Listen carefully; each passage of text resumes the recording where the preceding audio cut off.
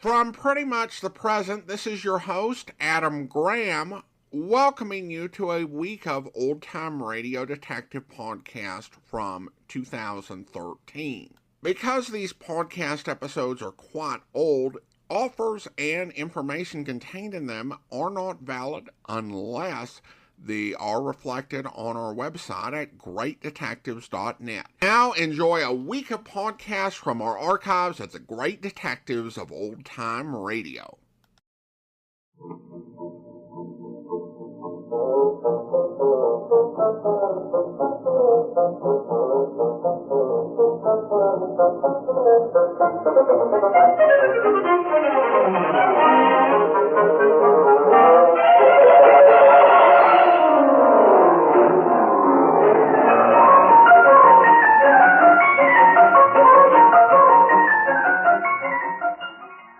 Welcome to the Great Detectives of Old Time Radio from Boise, Idaho. This is your host, Adam Graham. If you have a comment, email it to me. Box13 at greatdetectives.net. Follow us on Twitter, Radio Detectives, and become one of our friends on Facebook, facebook.com/Radio Detectives. Today's episode is brought to you by the financial support of our listeners. You can support the show at support.greatdetectives.net. All right. Now it's time for today's episode of yours truly, Johnny Dolla, The Cronin Matter, Part 1 and Part 2. From Hollywood, it's time now for... Johnny Dolla. Joe Parker, Johnny, Surety Mutual. Oh, hi, Joe. What's on your mind? A gorgeous doll named Dolly McLean. Remember her? Sure. The Champagne Dream Girl. Yeah. Dancing darling of the roaring 20s. Finally married Barnaby Cronin, didn't she? Right. And for a wedding present, he bought her the Circle of Fire. Oh, yeah. One of the 5 most beautiful necklaces in the world. Diamonds and emeralds. Worth $500,000. It's been lying in a bank vault for the last 10 years since Barnaby died. We carry the insurance. So? She's coming out of seclusion, Johnny, giving a party. Just like the old days, she says. May go on for a week. Her last fling. And she's going to wear the Circle of Fire. Uh-oh. Get the picture? Gallons of champagne, everything mixed up, crazy. And that old lady with $500,000 around her neck. Target. You've got a problem, Joe. Johnny, we've got a problem.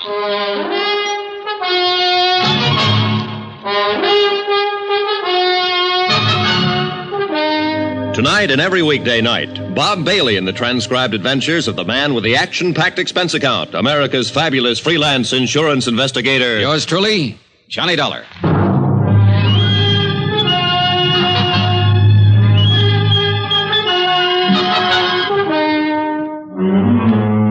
Expense account submitted by Special Investigator Johnny Dolla to the Home Office, Surety Mutual and Trust Company, Hartford, Connecticut.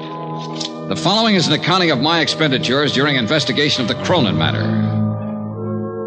Item 1, $14.80. Transportation to New York and to the apartment of America's one-time dream girl. One time, a long time ago. How do you do? I'm Johnny Dolla. I believe Mrs. Cronin is expecting me. I'm Mrs. Cronin, and yes, I am expecting you. Won't you come in? Oh, thanks. I did have butlers and maids and such for years, scads of them. But since Barnaby passed away, I've just hibernated, you might say. In here, Mr. Dolla. Thank you. 10 years now in this same little apartment. As you can see, I've just been living like a little mouse. Well, it looks very comfortable. Oh, I suppose it's comfortable enough, but... Oh, Sylvia, I'd forgotten you were still here. Mm-hmm. But not for long, Mrs. Cronin. Oh, no. Please stay. We'll have some tea or sherry or something as soon as... Oh, you two, do you know each other? No, I'm afraid we don't. Oh, but of course not. How could you? Sylvia, this is Mr. Dolla. Miss Blake. How do you do, Miss Blake? Hello. Mr. Dolla's here to talk to me about, something or other. I'm not quite sure what, as a matter of fact. It won't take but a few minutes. If Miss Blake would excuse us. Sure. Go ahead. Have at it. Well, if you'll come this way, Mr. Dolla. Don't you leave now, Sylvia. Not a chance. I just spotted your bottle of tea. I'll have one or two with soda, if you don't mind. What's... Oh, I see what you mean. You young people. In here, Mr. Dollar. You by any chance Johnny Dollar? Yeah, that's right. Why, Miss Blake? Just wondered. Well, here's looking at you. And, brother, I wouldn't be in your shoes for $1 million. No? How about $500,000? That, I'll admit, might interest me. Well, shall we? After you, Mrs. Cronin. Thank you. Wonderful girl, a born comedian. Yeah, she's a scream. What is she, an actress? Oh, no, she writes things for magazines and things like that. Sit down, Mr. Dolla. She came to interview me one time. That's how I met her. I see. She wrote a piece about my necklace, the Circle of Fire. Sylvia Blake, oh, sure. Articles about gems, famous stones, jewel robberies. That's her. Oh, she's fascinated by the subject. She's coming to my party. Oh. Why don't you come to my party, Mr. Dolla? Fine, I'd love to. In fact, that's why I'm here. Oh? Joe Parker over at Surety Mutual is kind of worried about this party, Mrs. Cronin. He's afraid you might invite people like me. What? I mean, people you don't know. You're a detective. In a way. I told Joseph how I felt about that. He's not going to send any detectives around snooping into things, spying on my guests, wearing the hats in the house. Huh? Oh, not that you're like that, of course. But it's the principle of the thing. Well, wouldn't you have a better time at your party if you knew you were safe? Mr. Dolla, it was at a party that Barnaby gave me the Circle of Fire. Our wedding reception. There were over 2,000 guests, 1,000 of them invited. And we danced. Oh, we danced all night. And the necklace was beautiful. And I was beautiful. Back then. True, but... And then afterward, at 4 o'clock in the morning, we drove through the park in a hansom. Just the two of us. And the driver, of course. And I wore the circle. And I was safe, Mr. Dolla. I was perfectly safe. Maybe you were just lucky that night. Barnaby was so wonderful. And he could make living so wonderful. Well, I don't doubt it. He was probably a man who could manage things pretty skillfully. He was running 2 railroads and a bank, all at the same time. Then I imagine he had no trouble arranging for your safety without even letting you know about it. You mean guards all around? It's possible. Yes, it is. He was like that. He never wanted anything to worry me. All right, Mr. Dolla. You win. Good. But it's only because of one reason. I like you, and I want you at my party. Thank you, Mrs. Cronin. Oh, you're going to love every minute of it. It's up in the Adirondacks. Our old summer place. Joseph told you, I suppose. Yes, he did. Mrs. Cronin. And the people I've invited, hundreds, literally. People I knew in the old days. Of course, a lot of them won't come, but, it was strange. So many of the letters came back undelivered. Mrs. Cronin. Oh, Sylvia, I didn't hear you. Come in. I'm the sneaky type. You've got a visitor. Says he's an old friend. Really? Well, I suppose I'd better see you. You'll excuse me, Mr. Dolla. Sure, go ahead. You and Sylvia talk to each other. I brung the bottle in case you're interested. Short on the soda. Right. She's on a cloud by herself. Of course, some of the invites to the party were undelivered. Those beautiful people had a habit of dying young. Say when. When? Who's the visitor? I'll guess with you. Looks like an overgrown leprechaun. Said his name was Shorty Weber. Shorty Weber. You know him? I know of him. An old-time song and dance band, among other things. She probably worked in a show with him back in those dear dead days. Anyway, he's got an invite clutched in his sweaty little palm. Another freeloader, I suppose. Aren't we all? I am, yes. Not you, though. You're working your way. Isn't that what you're doing, one way or another? Meaning? A magazine article, just in case. Written right on the spot. Attempted theft of the Circle of Fire. Clever jewel Why thief. do you say attempted? I'm working my way, remember? Sure, I remember. But it won't be attempted, Johnny. Somebody's going to get that necklace before the weekend is over. I'll bet on it. Would you care to name any names? Pick a name off the guest list. Any name. Suppose I pick Sylvia Blake. You're the detective. You've dug up and written up every big-time jewel theft over the last 50 years. You're bugged on the subject. Obsessed with beautiful gems. Fits my personality. I'm rather beautiful, too, in a brittle and glittering sort of way. Don't you think so, Johnny? I think you work pretty hard at that tough act.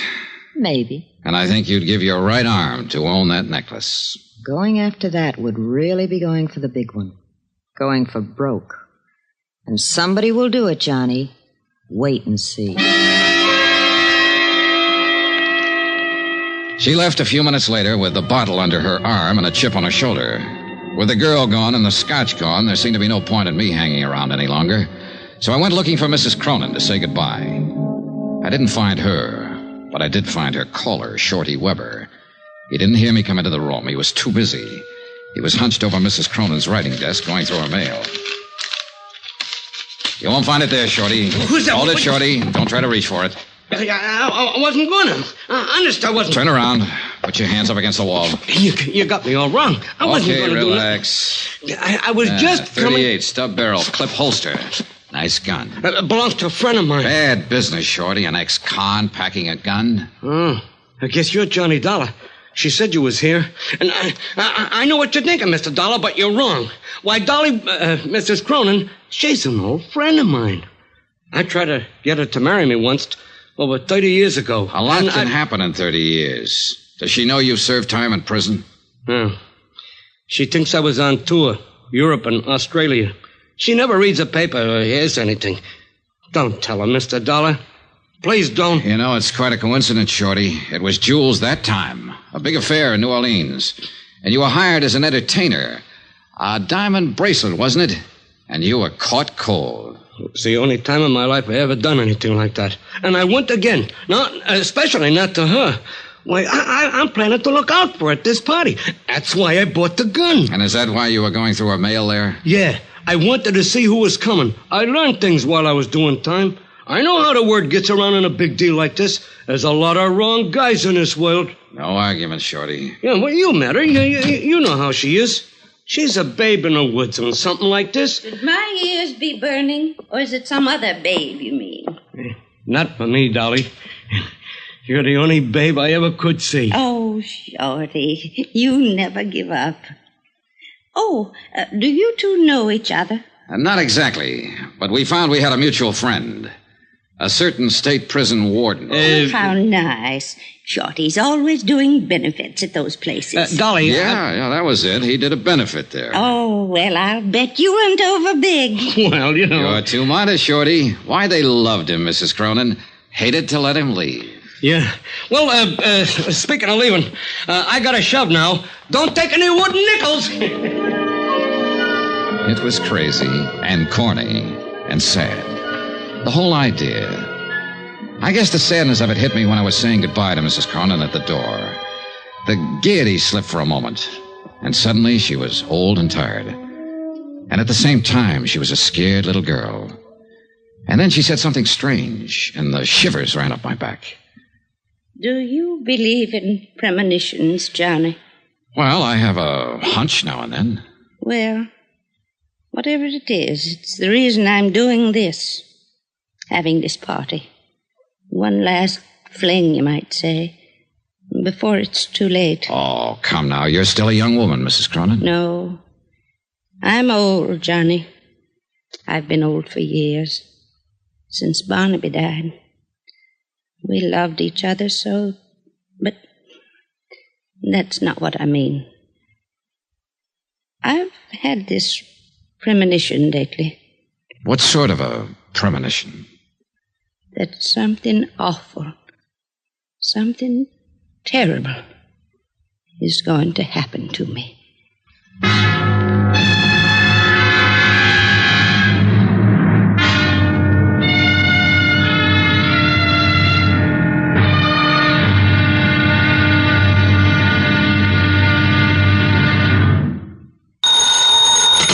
Johnny Dollar. Mr. Dollar, this is Jason Prell. Jason I Prell. manage Mrs. Cronin's trust fund. Oh, sure. We haven't met, of course, and I know that I'm overstepping the ordinary bounds of propriety, but I simply have to talk to you immediately, if possible. Well, can't it wait until train time? You're going with us up to a party in the Adirondacks, aren't you? Yes, I am, but it'll be too late then to make very much difference. Well, maybe you could tell me the general idea of what you I want. understand Mrs. Cronin has authorized you to obtain the Circle of Fire from the bank and to keep it in your possession until she wears it at the party. Yeah, that's right. Don't do it. Leave the necklace where it is. Why? It's a long story, Mr. Dollar, and it goes a long way back. The whole thing is a lot more complicated than you realize. Well, I'm beginning to realize it. Just exactly what is it you're worried about? I'm worried about Mrs. Cronin's sanity.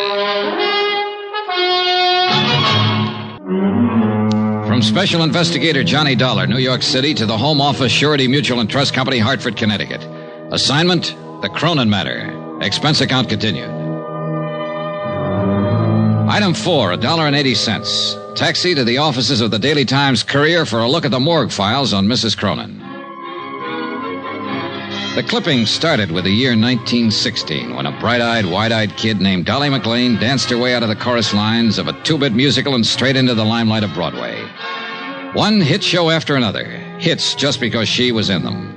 And parties, balls, social affairs. The Dancing Darling. A critic tagged her with a name in her first write-up, and the name stuck. So she danced away the mad, crazy years that followed World War I. And like everybody else, she lived it up. There were rumors of engagements, love affairs, the Baron this, Count that, one after another. Shorty Weber was mentioned a few times. And Jason Prell was in from the beginning, as a promoter, though, a business manager, not as a lover. Her friends were mentioned, hundreds of them. Then Barnaby Cronin came into the file. Boy wonder of the business world, the Golden Prince. Engagement, marriage, and Barnaby's fabulous gift to his new bride, a $500,000 necklace of diamonds and emeralds, the Circle of Fire. Then Barnaby's sudden death, Mrs. Cronin's seclusion. End of file. Expense account item 5, $24.30, transportation, hotel, and incidentals. And a taxi to the railway station to find the special coach Mrs. Cronin had chartered to haul her guests to the Adirondacks and to her Roaring Twenties weekend party.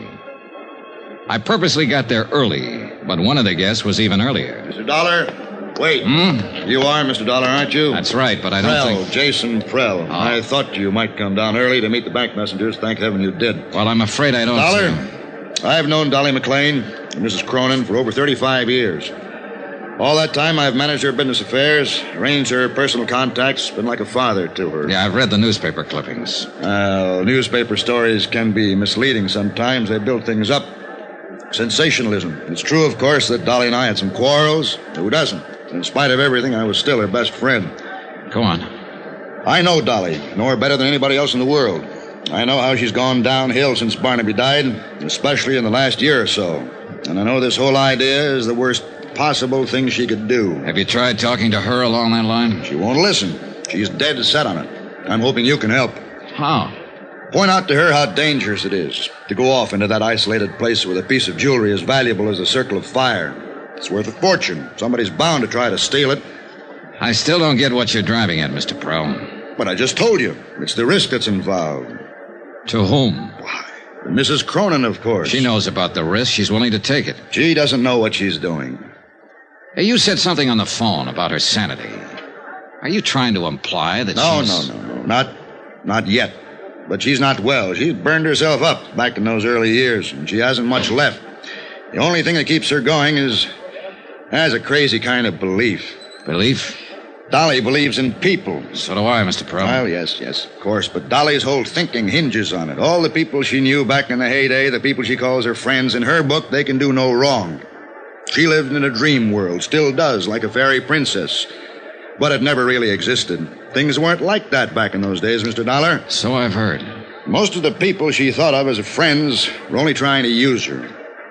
Barnaby and I would block them off, take care of things when things had to be done, and let her go on living happily in her Never Land. And now, that's the only land she has to live in. Is that what you mean? Exactly. Why, some of those friends would cut their mother's throat for 1/10 of the value of the Circle of Fire. Those are the guests she'll have at their party.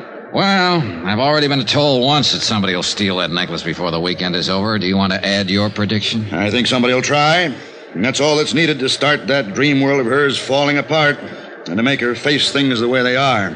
May I ask you a question, Mr. Prell? Oh, yes, of course. This trust fund you're managing that her husband left for her, just how big is the setup?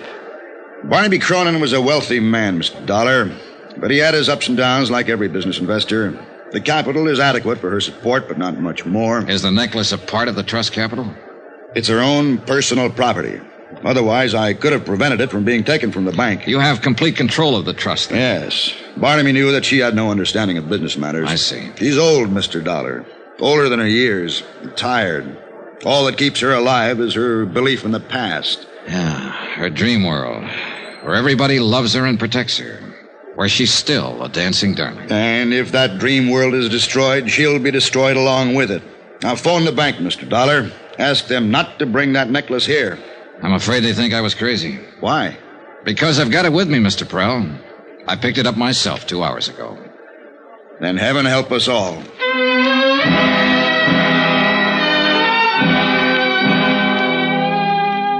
The convention coach Mrs. Cronin had chartered for the run to the Adirondacks was arranged with a long aisle of individual staterooms and a main lounge area at one end. It could accommodate 50 people, but when the train pulled out, there were only 6 of us in the coach. 6. Out of the hundreds of friends she'd had in the old days when she was in the big time and on top. And even out of the 6, 3 of us were new acquaintances, people who hadn't known her back when. I was there, of course, because I'd been hired to be there to protect her fabulous necklace. And Sylvia Blake, still playing it tough and cynical, was probably hoping for a magazine article, or hoping for something. But the third newcomer, there was the question mark. Oh, I think this whole thing is just too exciting for words. Don't you think it's too exciting for words? Well, I know who you are, of course. You're Mr. Johnny Dollar, and you're supposed to protect those fabulous jewels. And I'm Laura Dean, and I think we ought to call each other Laura and Johnny, because after all, it's a party, isn't it? Up till now, I was having doubts. You're, obviously not one of Mrs. Cronin's friends from the old days. Oh, no, I just met her back there at the station. You what? Well, I talked to her on the phone, of course. She sent an invitation to my aunt, who was a very dear friend of hers, only they hadn't seen each other for years, and she didn't know my aunt had passed on over a year ago. So I phoned her and told Mrs. Cronin, I mean, and she said for me to come to the party, she'd like to meet me, and I wouldn't have missed it for anything. Yeah, well, Johnny, do you think they'll really have champagne in bathtubs like they used to back in her time? If they do, it'll get awful wet out. There are only 6 of us to drink it. Oh, gosh, I don't see how you can call 6 people a party. Well, the thing is, we'll all be in there trying hard. Now you're joking me. I'll bet you're fun at a party. Oh, wait till you see the act I do with the lampshade. Who did you say your aunt was? I don't think I said who. When do they start serving the champagne, Johnny? When they see the whites of your eyes. That's cute. I like that. Thanks. Now, about your aunt. Poor old soul. She'd have loved this, too. You ought to hear about some of the parties she and Mrs. Cronin used to go to. Yeah, I imagine. They used to go every place together back in those days. The newspapers called them the Siamese twins. The Siamese twins. That was just an expression. Fritzie Morel. Is that what you're saying? That you're Fritzie Morel's niece? Sure. Did you know her, Johnny?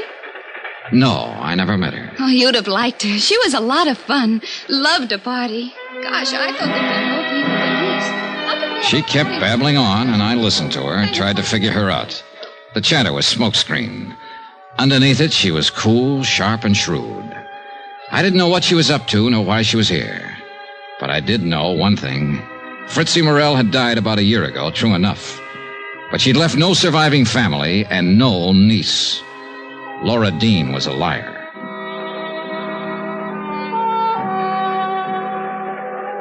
I hadn't seen Mrs. Cronin since we pulled out of the station. She'd greeted us, then gone right to her stateroom and stayed there. And when I saw Jason Prell come hurrying from that direction, I could read the look on his face even before he reached me. Mr. Dollar, please. Mrs. Cronin? Yes, go to her at once. What is it? What's wrong? She was suddenly taken ill, very ill. Hurry.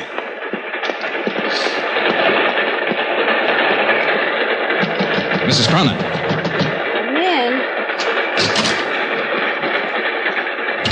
Oh, I'm all right now. Oh. It was just nerves. I've had it before. My doctor in New York gave me some tablets to take whenever... Are these the tablets? This bottle here? Well, yes. You know what they are, Johnny? Yeah, I know. All right. So he does say it's my heart. But he's wrong. It's just nerves. Yeah, sure. That's not why I sent for you, Johnny. You have the necklace. Yeah. Want to see it? No. I'll wait until it's time to wear it. Johnny, I've written something here. I'm going to sign it, and I want you to sign as a witness. Well, all right. Unless you'd rather have Jason Prell. Jason would argue about it. There. Now you sign. There you are. Keep it for me. Do you mind if I know what I've signed? Of course not. Read it if you like. In the event of my death, I, Dolly Cronin, being of sound mind, bequeath the necklace known as the Circle of Fire to Sylvia Blake. Sylvia loves jewels. She'll appreciate it. Yeah, I imagine she will. She's not to know about this, you understand, because, of course, it'll be years before she gets it. Oh, sure it will. Now, you'd better try to get some sleep. I'm going to. And thanks, Johnny. It was nothing. You know something? I was heartbroken when they didn't show up at the station. All my old friends. But I've been lying here thinking, and I've finally figured it out. Oh? They all went on ahead. They'll be waiting at the house. They're trying to surprise me. Don't you think so, Johnny? I said, yes, I thought so. But I was lying, because I didn't think so. But she was still a dancing darling, and she had that way about her. You wanted to protect her. I didn't go back to the lounge. I walked down the corridor to my stateroom. It was night by then, and the corridor was only dimly lit. My stateroom was dark. When I opened the door, I caught a bare flash of movement too late. Oh!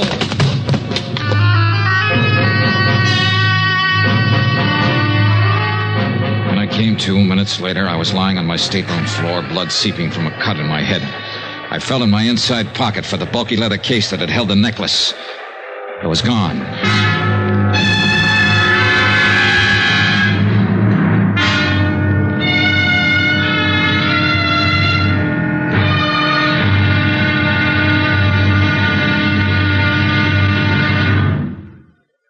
There'll be another intriguing episode in our story of the Cronin matter tomorrow. Tomorrow, an old love and an old hate. And violence breaks out at midnight. Join us, won't you? Yours truly, Johnny Dollar.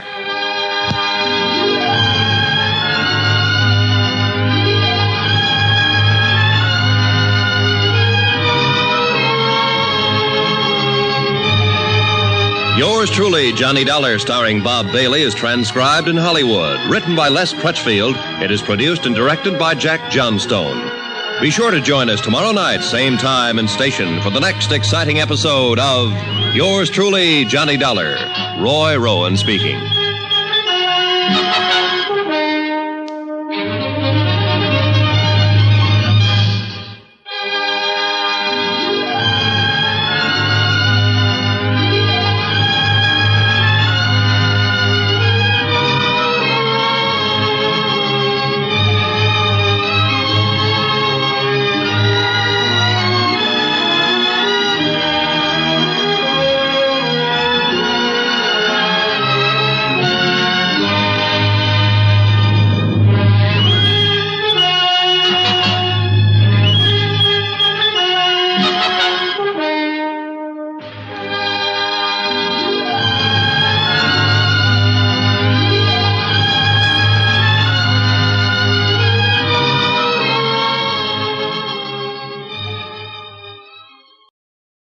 Welcome back. Well, an interesting twist with it actually not being stolen from the actress's neck, but from Johnny. I guess that would allow somebody hesitant about violence against her just to still get the necklace. I always imagined Johnny Dollar as somebody who could handle it. This is somewhat of a unique sort of type of character here. The aging starlet. I don't think you quite see it as much, and particularly not in the light of this very sympathetic characterization. It may have been if there was something that they were more aware of. The Screen in Hollywood is the Screen Guild Theater. Those radio programs will play from time to time, which adapted movies, actually was set up to help pay for a rest home for retired actors and actresses who often would have found themselves destitute without the home support. Last I heard, I believe that that home had actually been shut down. I'm not certain whether it was an improvement of ratings or less concern from Hollywood itself. But we'll find out tomorrow what happened to the jewels. Be sure and listen on Wednesday for part 3. Listener comments and feedback received a donation from Genevieve of $1. Lowest donation, but she had a reason for it.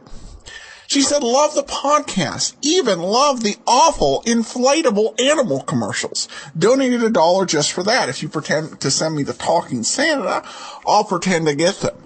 I can smell the plastic over the radio. You do a good job, and our whole family listens. We'll donate more as we are able, but I had to send $1 just for the inflatable characters. I will pretend to send them.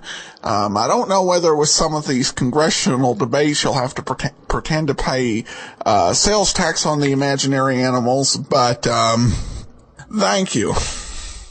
Great response to the giant animal commercial. I thank you, and PayPal thanks you.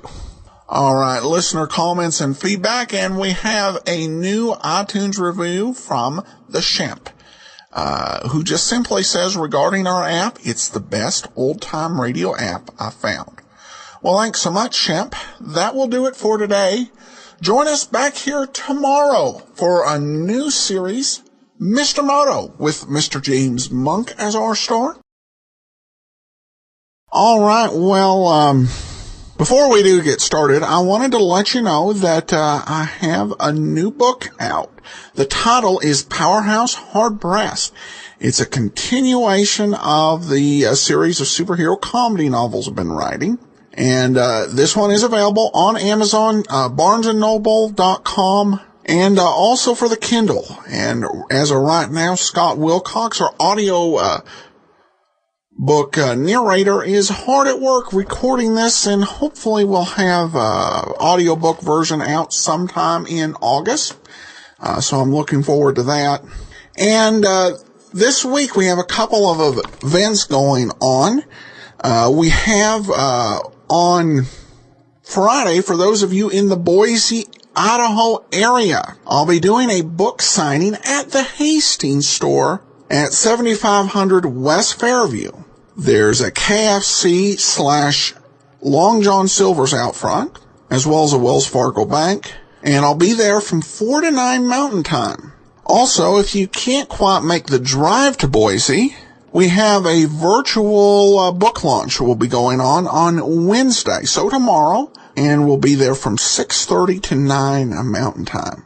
All right, well, we're beginning a new radio series today. This one is called Mr. Moto.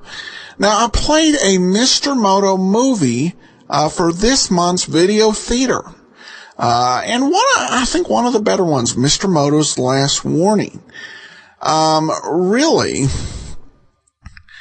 the Mr. Moto radio series is an entirely different incarnation. While the original Mr. Moto was Japanese, Mr. I.A. Moto, the featured character in this series, was Japanese American, born in the United States. The series aired over the NBC radio network from May 1951 to October 1951. So kind of followed a similar length of airing as the big guy from a year before. NBC radio series with detective shows starting in the 1950s really did not have a lot of luck. The big exception of that was Mary Craig Confidential Investigator, which we played. So let's go ahead and take a listen to today's episode, A Force Called X07. And this sounds like an audition recording, kind of minimal on music and effects, but let's go ahead and take a listen. Tonight's story, A Force Called X07, starring Mr. Moto, Mr. I.A. Moto. I stood there in a room in Bellevue Hospital in New York beside the young doctor. We watched the patient on the bed with a sort of stunned, incredible horror. The woman's condition was so fantastic as to defy all reason.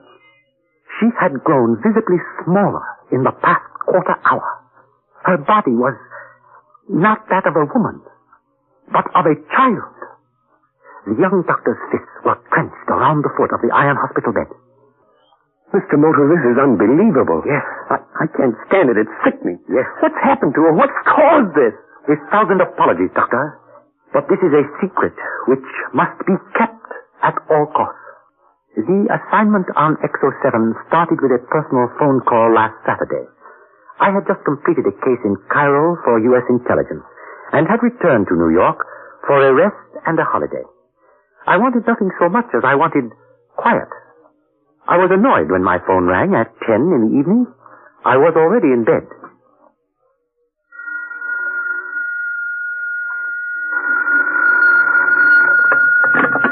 Hello? Mr. Moto? Yes? Moto, it's Howard Carlton here. Why, Professor Carlton, I've been in Europe and I've been meaning to call you ever since I returned, but... Moto, can I see you tonight? There's an entrance to Central Park at 50th... There's an entrance into Central Park at 5th Avenue and 90th Street. Can you be there in half an hour? You mean outside? In this weather? Please, Moto, I know what I'm doing. This is desperately urgent. Then of course I'll meet you anywhere you say. 5th Avenue and 90th Street, the entrance to the park. In half an hour. Right. Can't you give me any idea of what... Hello? Hello? Who is there can make muddy water clear? But if left alone, it will become clear of itself. Professor Howard Carlton was head of the physics department of one of the greatest universities in the world. I met him first in Hong Kong many years ago, and I think I can say we each treasured each other's friendship. I took a cab to 5th Avenue and 90th Street. Drizzling rain made murky globs of the streetlights. At my right stretched the park, barren, deserted, and so very dark. The occasional taxi hurried by, as if anxious to get away from the black wetness of the night. Suddenly, out of the mist, I recognized Howard Carlton's massive body. He was wearing a raincoat and his hat was pulled down over his face. His walk suggested one thing: fear. I say, Moto, this is awfully decent of you. Howard, what is this all about? Why must we meet outside in this wretched weather? Surely there must be... Wait, what is it? I may have been followed. Let's go out into the park a bit. We can sit on one of the benches there.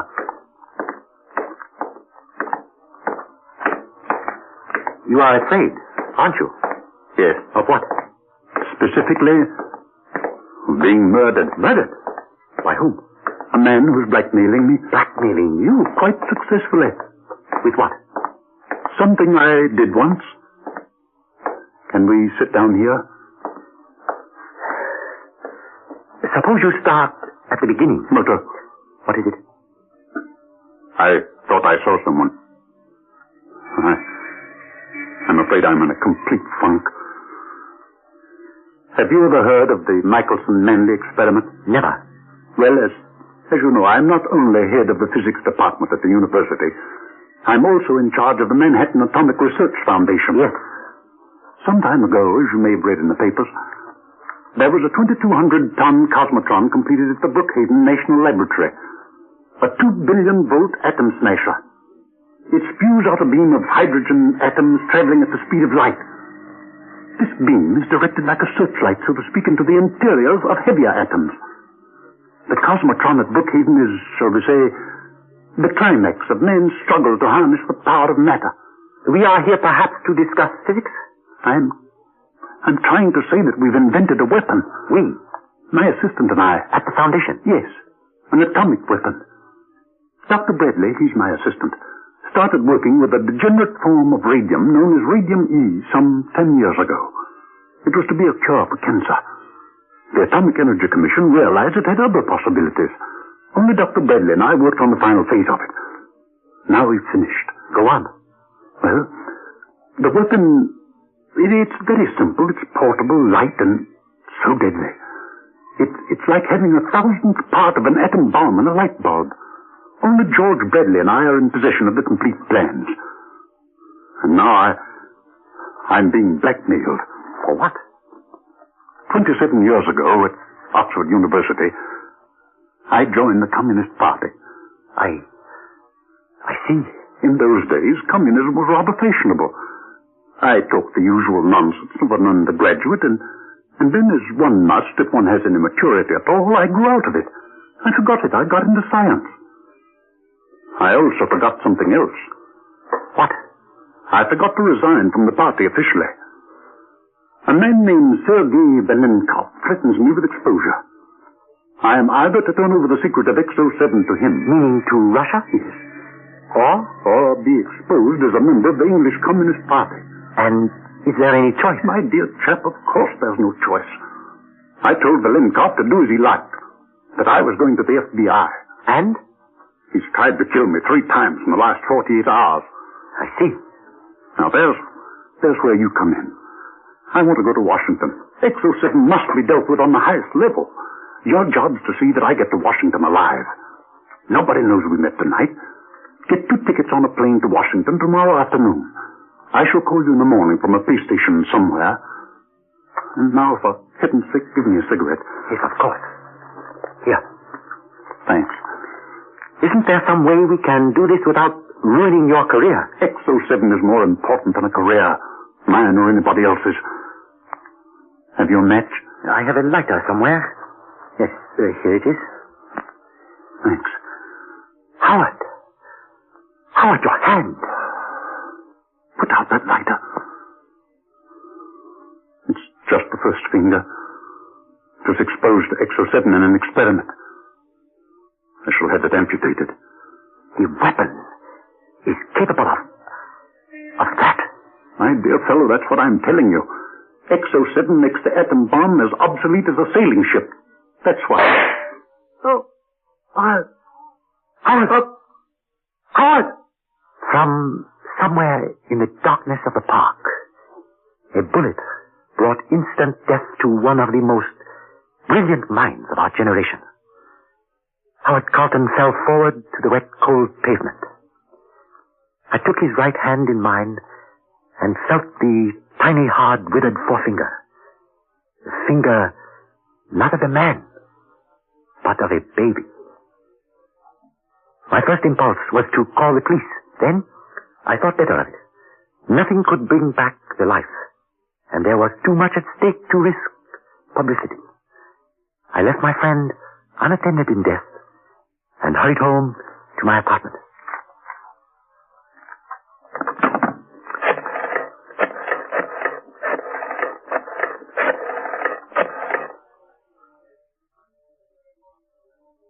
This is Mr. Moto calling Intelligence G2, and I want private line 825L4, please. Thank you. Hello, Captain Yates. I have some orders. Wire Washington and get me everything on a man named Sergei Velenkov. Right. Also do a fast routine check on a Dr. George Bradley who works at the Manhattan Atomic Research Foundation. Correct? I will be in your office tomorrow morning at 9:30. I would like this information to be there, too. Thank you, Captain Yates. Truly, the security of the state rests in the hearts of its citizens. The dossier on Velenkov was airmailed from Washington last night, Mr. Moto. Thank you, Captain Yates. George Bradley's file is negative. He was registered and fingerprinted when he started working with Professor Carlton. He's 38, a Ph.D. in physics, author of several papers on the treatment of cancer by radium and X-rays. His address? 819 East 75th Street. I imagine he would be at home on Sunday morning, don't you? Want us to bring him in? No. Captain Yates, the window of a man's soul is clearest in his own house. I will go to him. Okay, have it your own way. Anything else for me to do? There may be. After I have a Sunday morning chat with Dr. Bradley in his own house.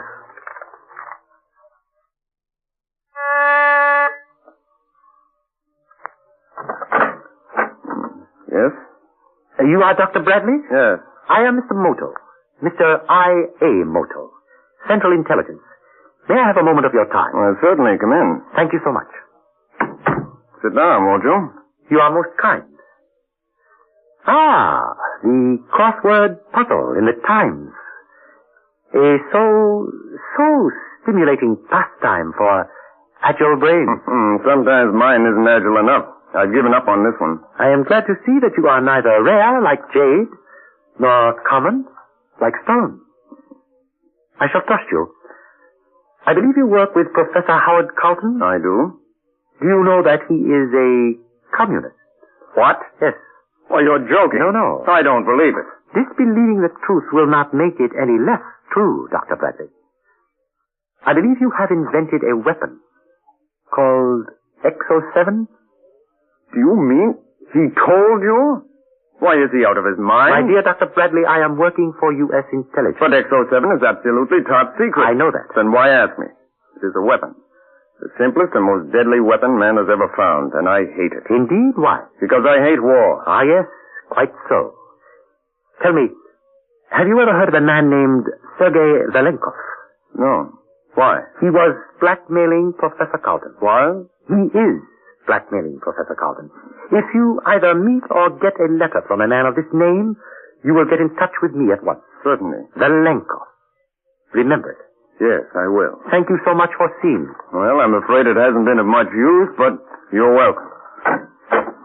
Sometimes one allows oneself to do things purely because they are pleasant. Good morning, Dr. Bradley. Velenkov, you can come down now. He's gone? Yes, come downstairs. Most of the conversation I could hear, and it reassures me. I never met a communist yet who didn't have a blind spot. That little man is as dangerous as a cake of nitroglycerin. But, George... Shut up, let me think. Yes, I'm sure he knows Carlton is dead. He said was blackmailing Professor Carlton. He said was, not is. He used the past tense. You're sure Carlton wasn't alone when you shot him? I'm positive. Then Moto was with him.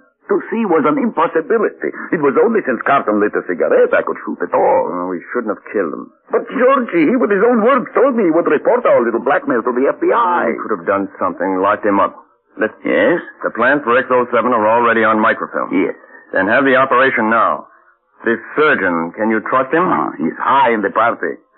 Well, that's no recommendation. So are you. Georgie, I will not allow you the insult. You do as you're told. You know why I'm doing this. I'm doing this to try to stop a war.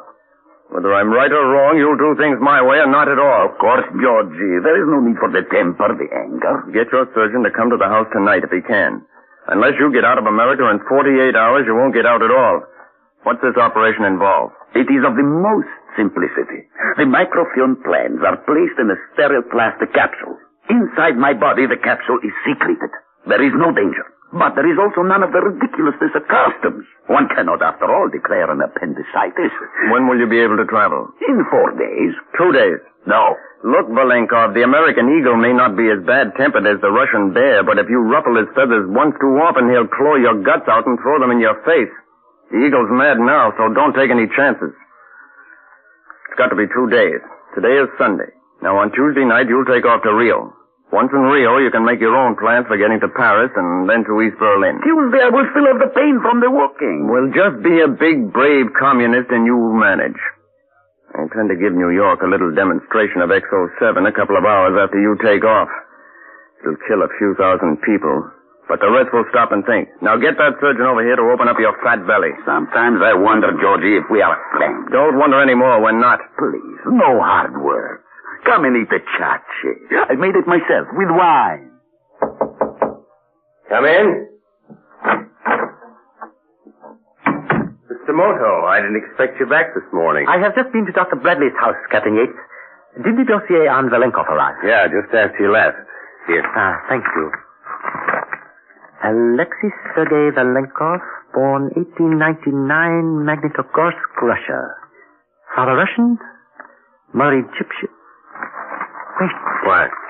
But of course, I should have known. Huh? Captain Yates, I want 3 men to guard Bradley's house on 75th Street 24 hours a day, beginning this moment. Mind telling me why? Let us say it is a suspicion of the Oriental mind. Nuts. You were born brought up in San Francisco. You're as American as I am, so don't try being Eastern mysterious. Not with me. The bluntness of the oak is more to be admired than the sharpness of the sickle. Meaning I'm down? No, my friend, not at all. I want guards on Bradley's house for two reasons. One, I think he knows Carlton is dead. I made a remark to the effect that Carlton was being blackmailed. Bradley picked me up on the 10th, is being blackmailed, he said. Since the Carlton murder has been kept absolutely secret, how would Dr. Bradley know? That checks. What's the other reason? Chachi. Again, please? Cabbage soup. Cabbage soup? When cabbage soup is made with sauterne, it becomes chachi. It is practically a national dish where Welco was born. Magnitogorsk is famous for it. Like a circus for hot dogs. I smelt chachi in Dr. Bradley's house. I suspect that Sergei Welco will be arriving soon for luncheon. And if he does? Arrest him. On what charge? With suspicion of murder. Anything else? Detain anyone entering or leaving the Bradley house. Bring them down here for questioning. Including Bradley? No. Let him go and come as he pleases. Right. Is that all? You will be so kind, Captain Yates, as to report to me at my apartment tomorrow at noon. Come in, Yates. The door is unlocked. Well, here I am, right on the dot of noon. Punctuality, Captain, is the virtue of the strong. Now, what about this surgeon? Well, he went to Bradley's house last night. He was in there almost 2 hours. We picked him up when he left. He seems to be on the level. Bradley has migraine headaches. Indeed. The funny thing is, the surgeon guy wants to go to jail. Why? I don't know. At first, he refused to come down for questioning. My man got a little insistent. The surgeon took a swing at him. So we booked him now for assault and resisting a police officer in the line of duty. He doesn't want bail. He says he'll arrange for bail Wednesday morning. Wednesday morning? Yeah. I wonder why. Search me. Captain Yates, a man who will not fight injustice is hiding guilt. Could be. Bradley went out this morning at 8 o'clock. He came back at 11:15 carrying a large package. You did not molest him. You said not to. You were right. Now, I must do some thinking. I would almost trade the honor of my ancestors to know what is going on in Bradley's house at this moment. Georgie, will you stop working on that scene? Shut up, Welco. Sometimes I think you have the insanity. Think what you like. But why don't they know about the Carlton murder at the foundation? You go down this morning, you bring home this machine of hell, and no one says nothing. I invented it, remember? There. Ready. Plug it in and switch it on. Will you stop? I have the agony, the pain. The wound will never heal enough for travel tomorrow night.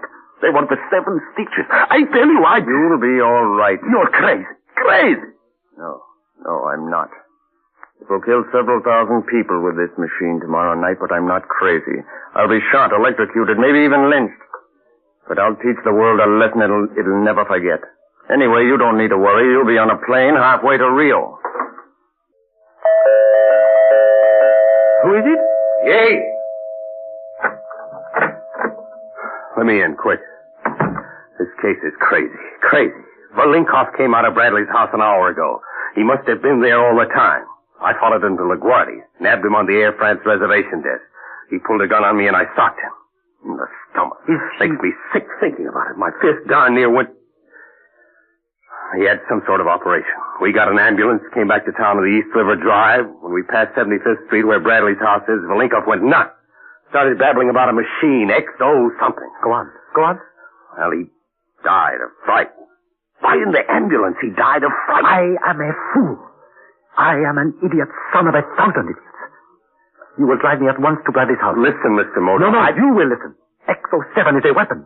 The deadliest weapon man has ever known. In the name of 10,000 heavens, don't stand there gaping at me. We haven't a moment to lose. This must be done quietly. I will go in alone to Bradley's house. You, in the meantime, will follow certain directions to the letter. Am I to understand, Mr. Moto, that you have deliberately walked into the mouth of the dragon? Yes. Why? Because I know what you are going to do. Don't move. XO7 is rather flexible. It can be made as directional as a searchlight. The meson beam is pointed straight at your body. All I have to do is flick this switch. And to get out of the way, you would have to move with the speed of light. I have no intention of moving, Dr. Bradley. You mystify me, Mr. Moto. You ring my doorbell and announce with that inscrutable oriental calm that you want to watch the test. How did you know there was to be a test? If you don't keep your hands on your knees where I can see them, I'll kill you. You don't seem to understand what this is. This is XO7. Small, portable, simple. This is the filament. Radium E. Heavy hydrogen in the cathode is in this tube here. The meson beam is very weak, but it can split the hydrogen atom. Meaning? Why do you keep looking at your watch? Are the police waiting outside? Do you think they can rush in with guns and stop me? I realize now that they cannot. Then relax, but keep your hands on your knees. The mouth of the tube is now pointing straight down through Mrs. Hanley's apartment.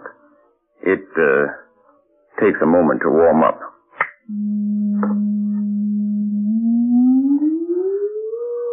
Bradley, in the name of heaven. Exactly, in the name of heaven. Mr. Moto, when a human being is sprayed with my invisible meson beam, the water in the body is broken up.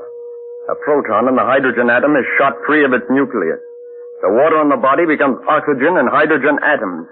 You evaporate, you shrivel, you dry up. You become a shriveled, hard, dry little calcium doll about 3 feet long. A death ray. The dream of inventors for centuries. I will give it to America. Belinkov has taken it to Russia tonight. As a lesson, I shall exterminate a few thousand people. Everyone within a radius of a mile, to be precise. And bricks and steels are no protection. 20 feet of lead is the only thing that will stop it. Poor Mrs. Hanley. Mrs. Hanley? She sleeps directly under where I'm standing. She was a rather nice woman. Dr. Bradley, I implore you, War needs to be brought home to us here. So a few thousand die, perhaps millions will be saved. I think Russia will be afraid to start anything, too. The tube is hot now. I'm going to start moving it slowly from side to side. You'd better stand over in that corner. The light! The power! Somebody's turned off the power! I must ask that you keep quite still, Dr. Bradley. Well, Mr. Moto, that wraps it up. Bradley will be tried for the murder of Mrs. Hanley. And he'll fry. Just the same, Captain Yates. He had quite an idea. An idea you frustrated by obeying my instructions to have the power company cut off electric service to all of East Side Manhattan. Bradley was nuts. No, Captain Yates. He had an ideal. Warped, perhaps, but of some merit. And he really didn't give the secret of XO7 to Russia.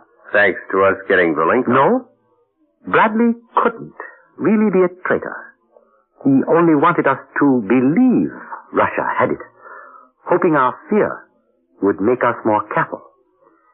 I examined the microfilm which the coroner removed from Belenkov's body. It was overexposed. It was completely useless. You have just heard the world's greatest international detective philosopher, Mr. I.A. Moto, in A Force Called XO7. James Monk starred as Mr. Moto. The script was written and directed by Harry W. Junkin. Others in the cast were Peter Capell, John Larkin, Gavin Gordon, and Scott Tennyson. The music was transcribed.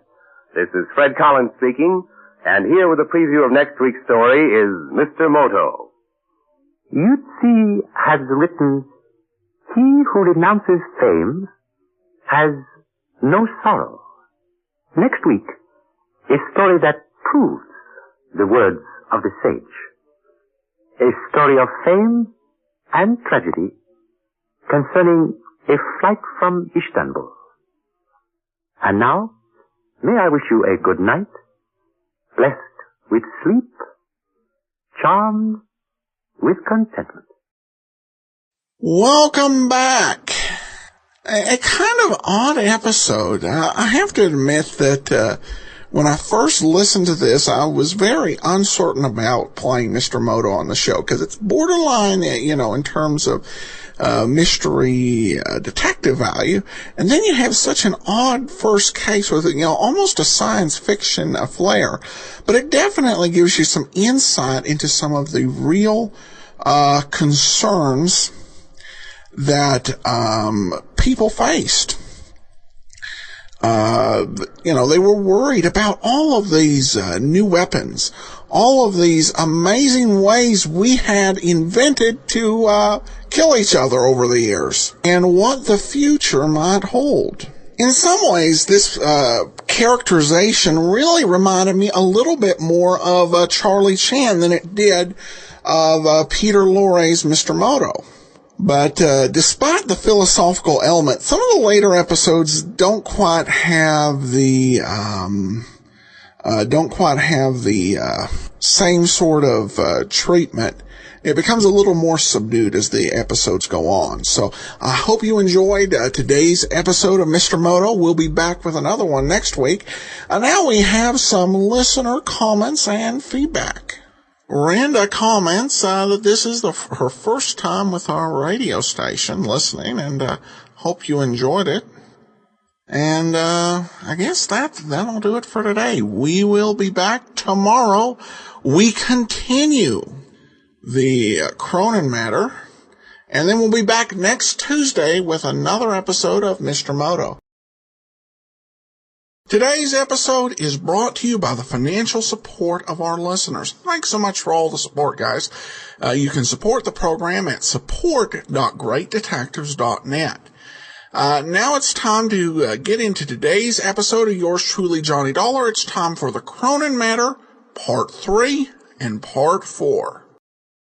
From Hollywood, it's time now for Johnny Dollar. Hello. Dollar? You're the Mrs. Dolla that's been trying to phone me? Is this Dr. Bigby? That's exactly who it is, and I'm very busy right Look, now. Dr. Bigby, I want you to come out here just as soon as possible. It's the old Cronin summer place, about 5 miles up the river from where... Oh, I know where it is, I know. What are you doing up there? The house has been closed for years. Mrs. Cronin opened it up for a party this weekend, but she was taken ill on the train coming up, and I want... Is Dolly out there? Yes, she's the one I want you to look at. So she's back. After all these years, she's come back.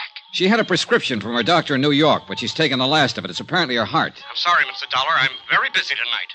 Oh, what? Much too busy, and then there's a storm coming up, and I have a patient someplace, I think. Now, wait a second. If you're a friend of Dolly's, Mrs. Cronin's, do one thing. Take her back to New York. Now. Tonight. Get her out of here. Fast. Before it's too late.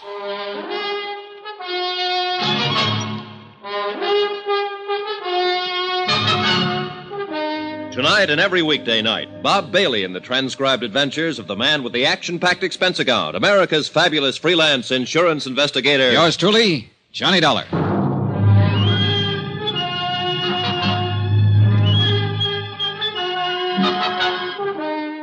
From Special Investigator Johnny Dollar at Wells Falls, New York, to the Home Office, Surety Mutual and Trust Company, Hartford, Connecticut. Assignment, the Cronin matter. A $500,000 necklace. Expense account continued. Item 7, $5.40, taxi.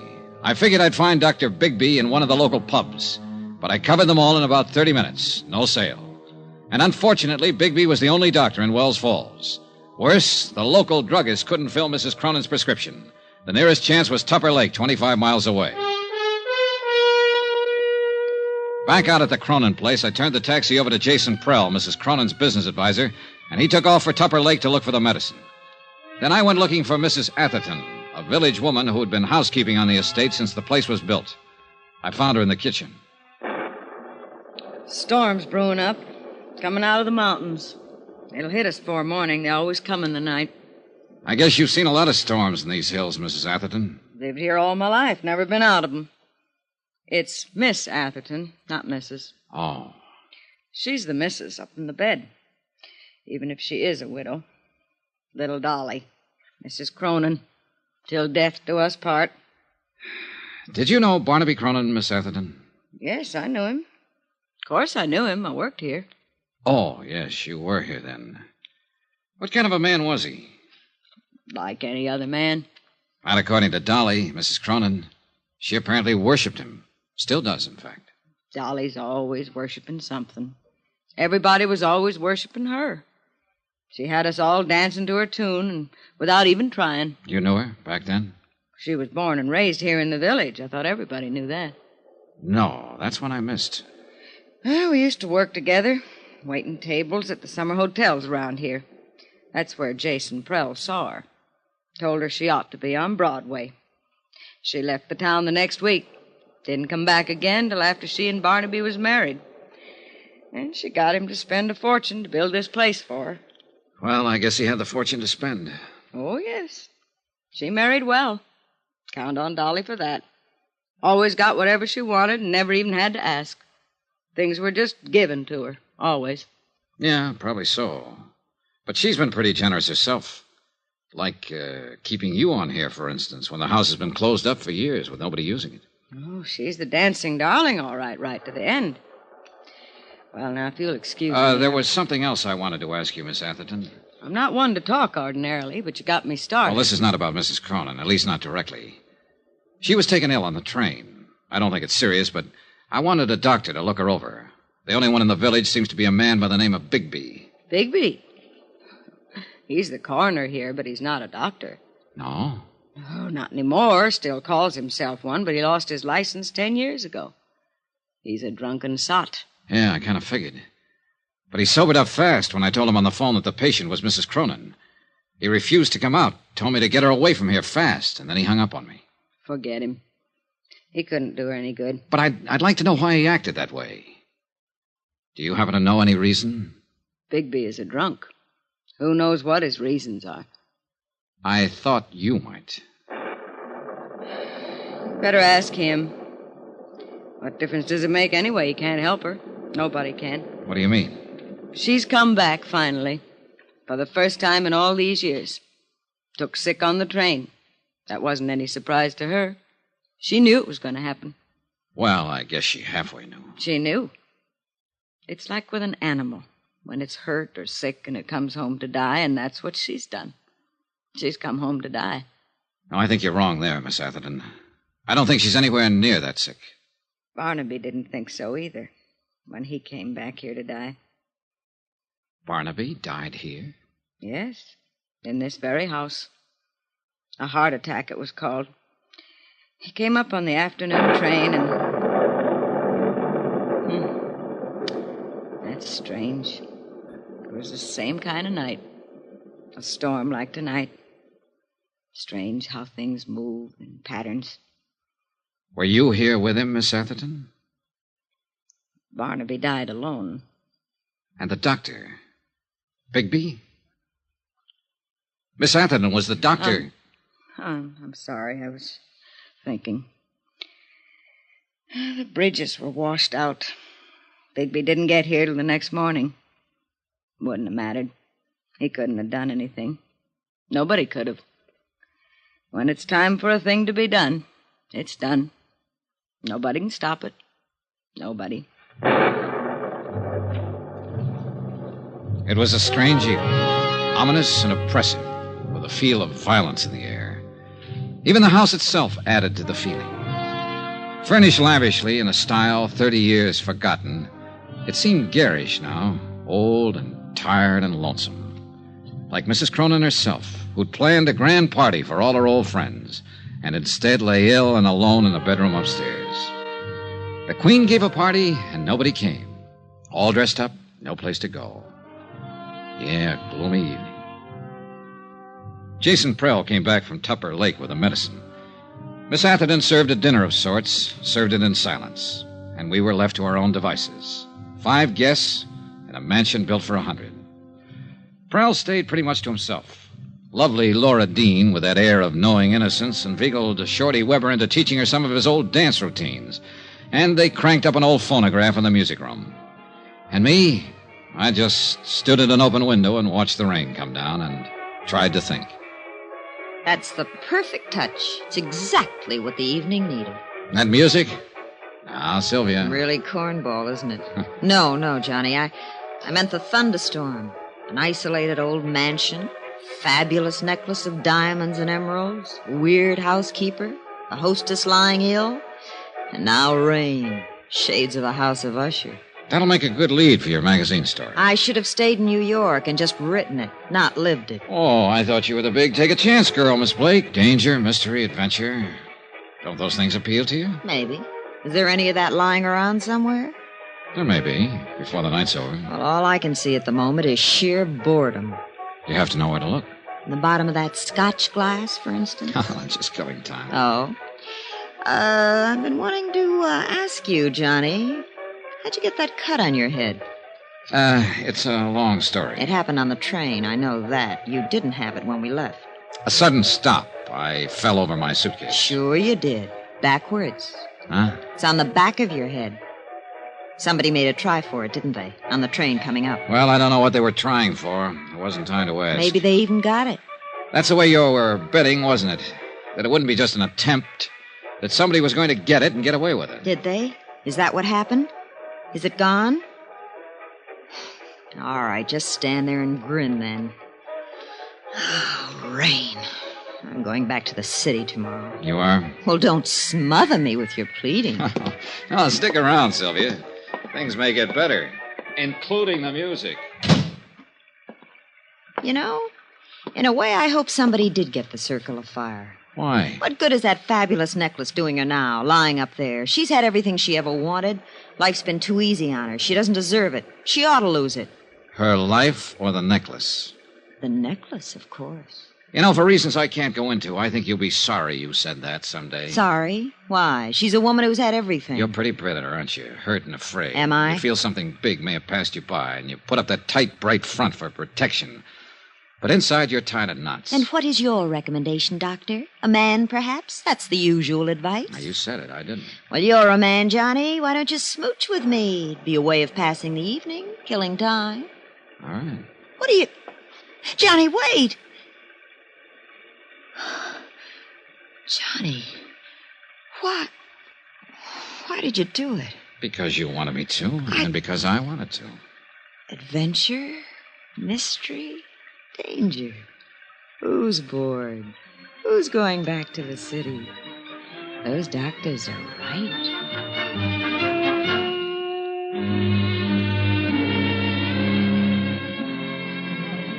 Mr. Dolla, could I talk to you for a minute? Why not, Shorty? What's on your mind? I don't know exactly why you called us all together in It here. was Mrs. Cronin's idea. She set it up with me earlier. Well, it ain't got nothing to do with what I want to say. You seen me in a bad light there yesterday at Dolly's apartment. Well, you found a gun in me. You know about my record. It made it look bad. I know it did.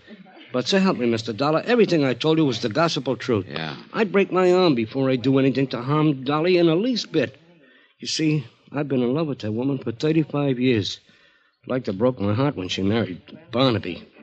But I always knew I didn't have no chance right from the start.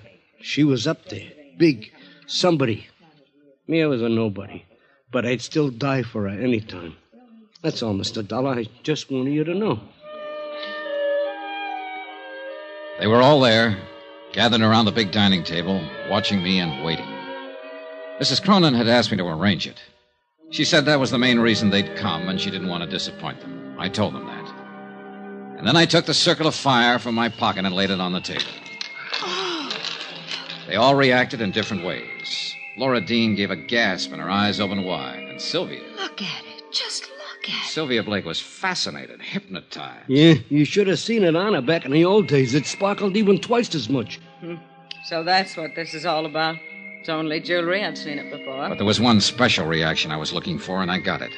Jason Prell's face went white. Who could imagine anything so beautiful? Mr. Prell, you seem surprised. I wasn't carrying the necklace in its case, the case you stole from me on the train. What? I was carrying it loose in my pocket. What did you do, throw the case off the train without even bothering to... It's running away! Prell! I went after him, but he'd already disappeared somewhere down the hall. He knew the layout of the house, and I didn't. I searched the different rooms quickly as I passed, but there was no sign of him. He couldn't have reached the floors above, but he might have gone down toward the game room and lower halls. I eased my gun from its holster and started slowly down the stairs. And at that moment, every light in the house went out.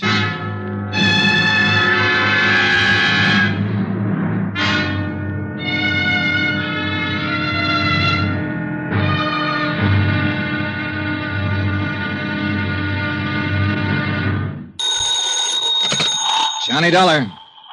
Hello, Sheriff. I can't hear you for the storm. We were cut off before. Hello? Is that you, Sheriff? I said... Hello? You get cut off again, Mr. Dollar? Not this time, Shorty. Somebody cut the wire. The phone's dead. Then we got no way of getting White out, no way of getting help. No, not at the moment. And he's out there in the dark somewhere. He's got a gun and there's no telling what he may try and do. Shorty, get away from that window. Well, we know where he is now and what he intends, because he just made a try at it. What are you going to do about him? Only thing I can do, Shorty, go get him before he gets me.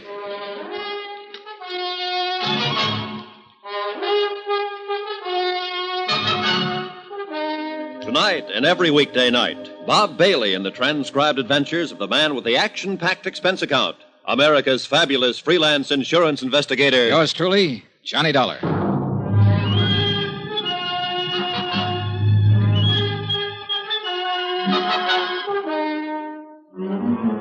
From Special Investigator Johnny Dollar at the Cronin Estate, Wells Falls, New York, to the Home Office, Surety Mutual and Trust Company, Hartford, Connecticut. Assignment, the Cronin matter. Protection of a $500,000 necklace. Expense account continued. Item 10, $135. One tweed sport jacket to be purchased on my return. Both lapels and one shoulder ripped by a bullet. Also one pair of slacks to match. Destroyed a few minutes later in the mud, slush, and underbrush in the grounds of the Cronin place while pursuing a suspect who'd already tried twice to kill me and who made a third go at it when I stepped out of the side door of the house. Tony, away from the door, quick. Whew, boy, that was close. Yeah, he could see the door opening, but he can't see us, not in this mess. He's desperate. He's shooting blind. Look, Shorty, why don't you go on back in the house? There's no reason for you taking chances like this. You're taking them? With me, it's a job of work. I get paid for it. I told you earlier how I felt about Dolly, I mean. I don't know what Jason Prell's game is, Mr. Dollar, but if it's against her, then I'm against him. I'm staying. All right, it's up to you. Thanks for giving me the gun back. Emergency, that's all. You've got a prison record, Shorty. You know what it means if you're caught with a gun. Yeah, I know. Hey, good.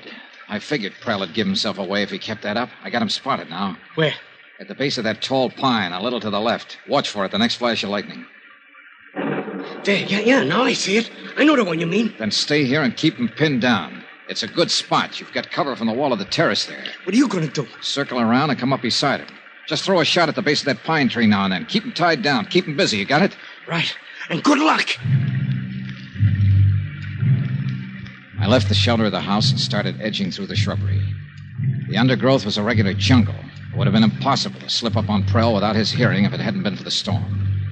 Shorty Weber fired now and then at the pine tree. And twice Prell fired in answer. Jason Prell, so-called friend of old Mrs. Cronin, knew I had him tagged. At first, I'd been guessing mainly, but he didn't know it. And he'd lost his head and made the guess prove out. And now he was apparently ready to risk murder or death rather than face a prison term. I was within 30 feet of him. He hadn't heard a sound. He was still firing at Shorty over on the terrace. His back was turned partly toward me. He didn't know I was near, so I leveled my gun. Get your hands up, Prell. Drop that gun. You're covered. He whirled, peering into the darkness of the bushes, trying to see me. He knew I was close, but he couldn't tell where. He raised his gun, started to turn, and I'm not quite certain what happened next. The light was bad, and I could hardly see him. Whether he stumbled accidentally or what is something I'll never know. All I know is that when I walked over to him, he was dead.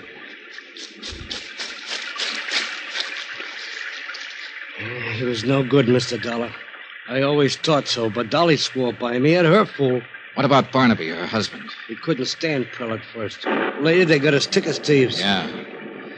Well, it's a mess, Shorty, a real mess. Old things that should have stayed dead and buried on the bottom, they're all coming to the surface now. Tell me something, Mr. Dollar. Yeah? What about Dolly? Is this thing going to kick back on her? Will she get hurt by it? Yeah, Shorty, I'm afraid she will. Pretty badly.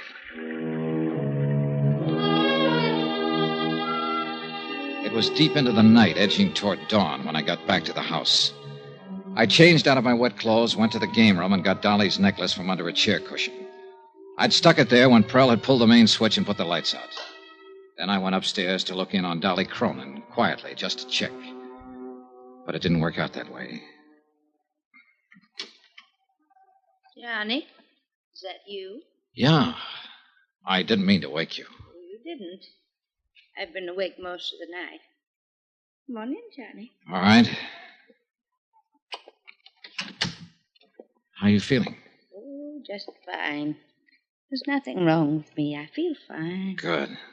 Isn't Laura Dean a nice girl? Huh? Yes, she is. And I'm glad she came. Company for you, Johnny. Oh, yeah. Quite a storm we had, wasn't it? Oh, it was beautiful. All that lightning, wind, the thunder. Oh, I haven't seen such a beautiful storm since I was little. Johnny, thought I heard shots a while ago. Shots? Outdoors, off toward the woods somewhere. Oh, it might have been lightning, thunder. Sounded like a gun, like somebody shooting. Well, sound plays funny tricks up here in the mountains. I guess so, but... Well, I've been thinking back over the past so much that makes the present a little unreal. I'm afraid the past is about all I have left now.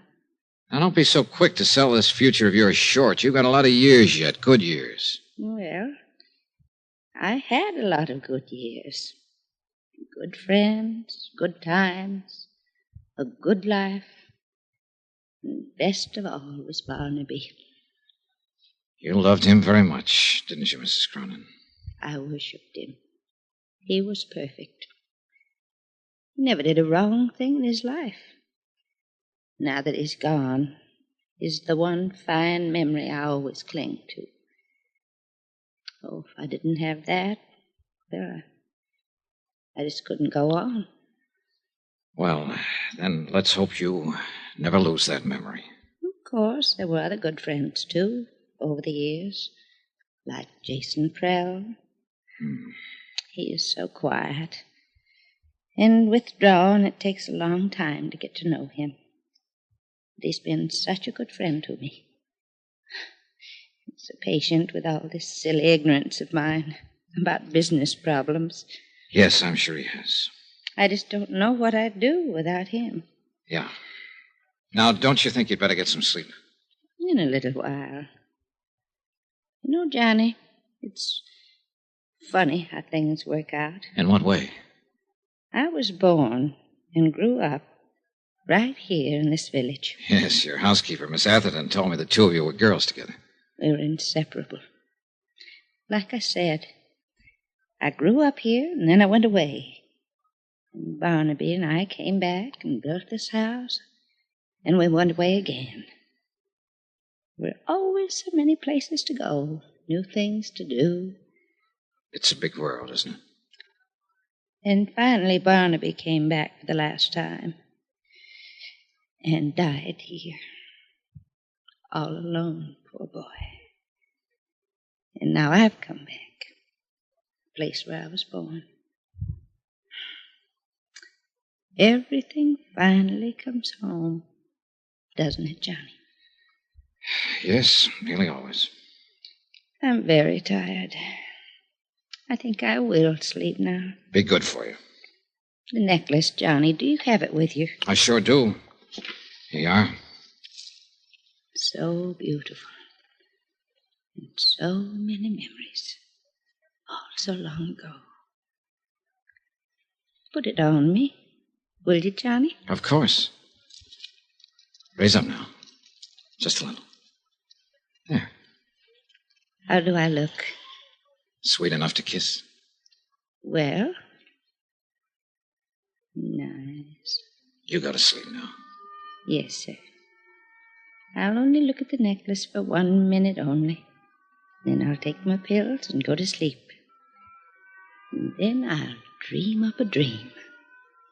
A great big dream. Good night. Dancing, darling. It's been a long time since anyone called me that. A long, long time. Good night, Johnny. And thank you. I left her and went downstairs and rustled myself a pot of coffee. I sat down by an east window and drank it cup after cup and watched the morning sun come up. Dream a big dream. Well, before many more hours, she was going to need a big dream. There was no way of keeping it from her, all of it. The fact that Jason Prell was dead, shot, that he'd attempted murder and tried to steal a necklace. And worst of all, that her beloved Barnaby had probably been as big a crook as Prell. Is it all right if a girl who can't sleep sits this one out with you? Sure. Pull up a chair, Laura. Like some coffee? Just black, thank you. I guess it wouldn't do much good to ask you what's been going on around here all night. Something has? Like I said, I guess it wouldn't do much good. Here's your coffee. Oh, thanks. That's how I found you. Just followed the smell of this coffee. Good. I guess if I said I heard somebody shooting up the place during the storm, you'd just say, really? Never used the word. And I guess if I showed you that broken window over there, you'd say maybe a pigeon flew in. Might, if I happen to think of it. I'm sorry all this kept you awake. Oh, don't apologize. I probably wouldn't have slept anyway. Why not? Guilty conscience? Don't be silly. I didn't even do it. Do what? Whatever it is I'm supposed to feel guilty about. Lying is what I had in mind at the moment. Oh, I do that all the time, but I never feel guilty about it. I just call it making up things. Like claiming you were the niece of Fritzie Morel, Mrs. Cronin's oldest friend. Gosh, down my windpipe. Like claiming you're Fritzie Morel's niece. Mostly I drink tea, but you already had the coffee Like made. claiming you're Fritzie... All right. How'd you find out? Nothing very spectacular. She just didn't have a niece. I wasn't sure, but I thought she must. Everybody her age has at least one niece. What was the idea? Well? Well, I lived in the same rooming house she did. She liked me, talked to me a lot before she died last year. So when the invitation came last week, I got the idea of going as her niece. I didn't mean any harm by it. I just wanted to go to the party. All right, relax. That's about the way I figured it. Well, it turned out to be quite a party, didn't it? I hope I never see another one like this as... Johnny, what's wrong with her? It was Miss Atherton. I got up slowly from my chair as she walked toward us and then stopped a few feet from the table. Her eyes were fixed on something far away, and the look on her face was strange and grim. I think I knew even before she spoke. Mrs. Cronin is dead.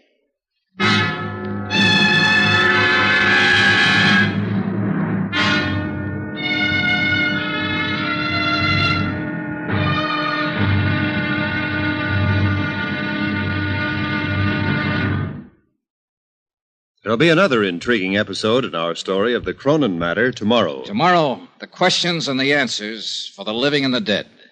The final payoff. And fate itself plays the last trump. Join us, won't you?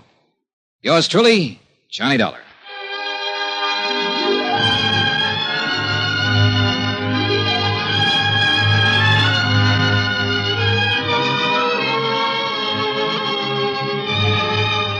Yours truly, Johnny Dollar, starring Bob Bailey, is transcribed in Hollywood. Written by Les Crutchfield, it is produced and directed by Jack Johnstone. Be sure to join us tomorrow night, same time and station, for the next exciting episode of Yours truly, Johnny Dollar. Roy Rowan speaking.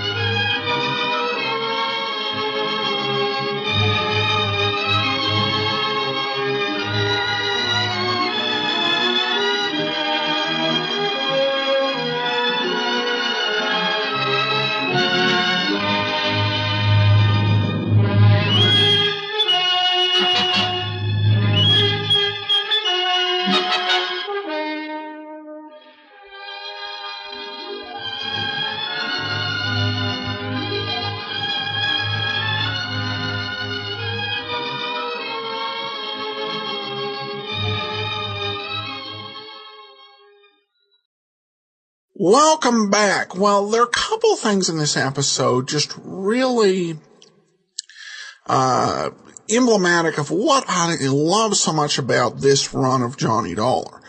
First of all, you have the scenes with Mrs. Cronin and Johnny Dollar. Just absolutely priceless. It's that ability to connect, that tenderness that Bob Bailey brings to the role. And then you just have that perfect teaser for Friday's show. If you were sitting there listening to this in 1955, how could you not tune in on Friday? It just absolutely makes you want to find out what's going to happen next. So good writing, great acting, and that right there is, in a nutshell, what makes this program so great, as well as the stars that are available to it. All right, well, listener comments and feedback, and we begin with one from Mark, who's written to us before, long time a friend of the show, says, dude, we get that you don't like the giant animal commercials on Johnny Dollar. You don't need to tell us about it every time one shows up.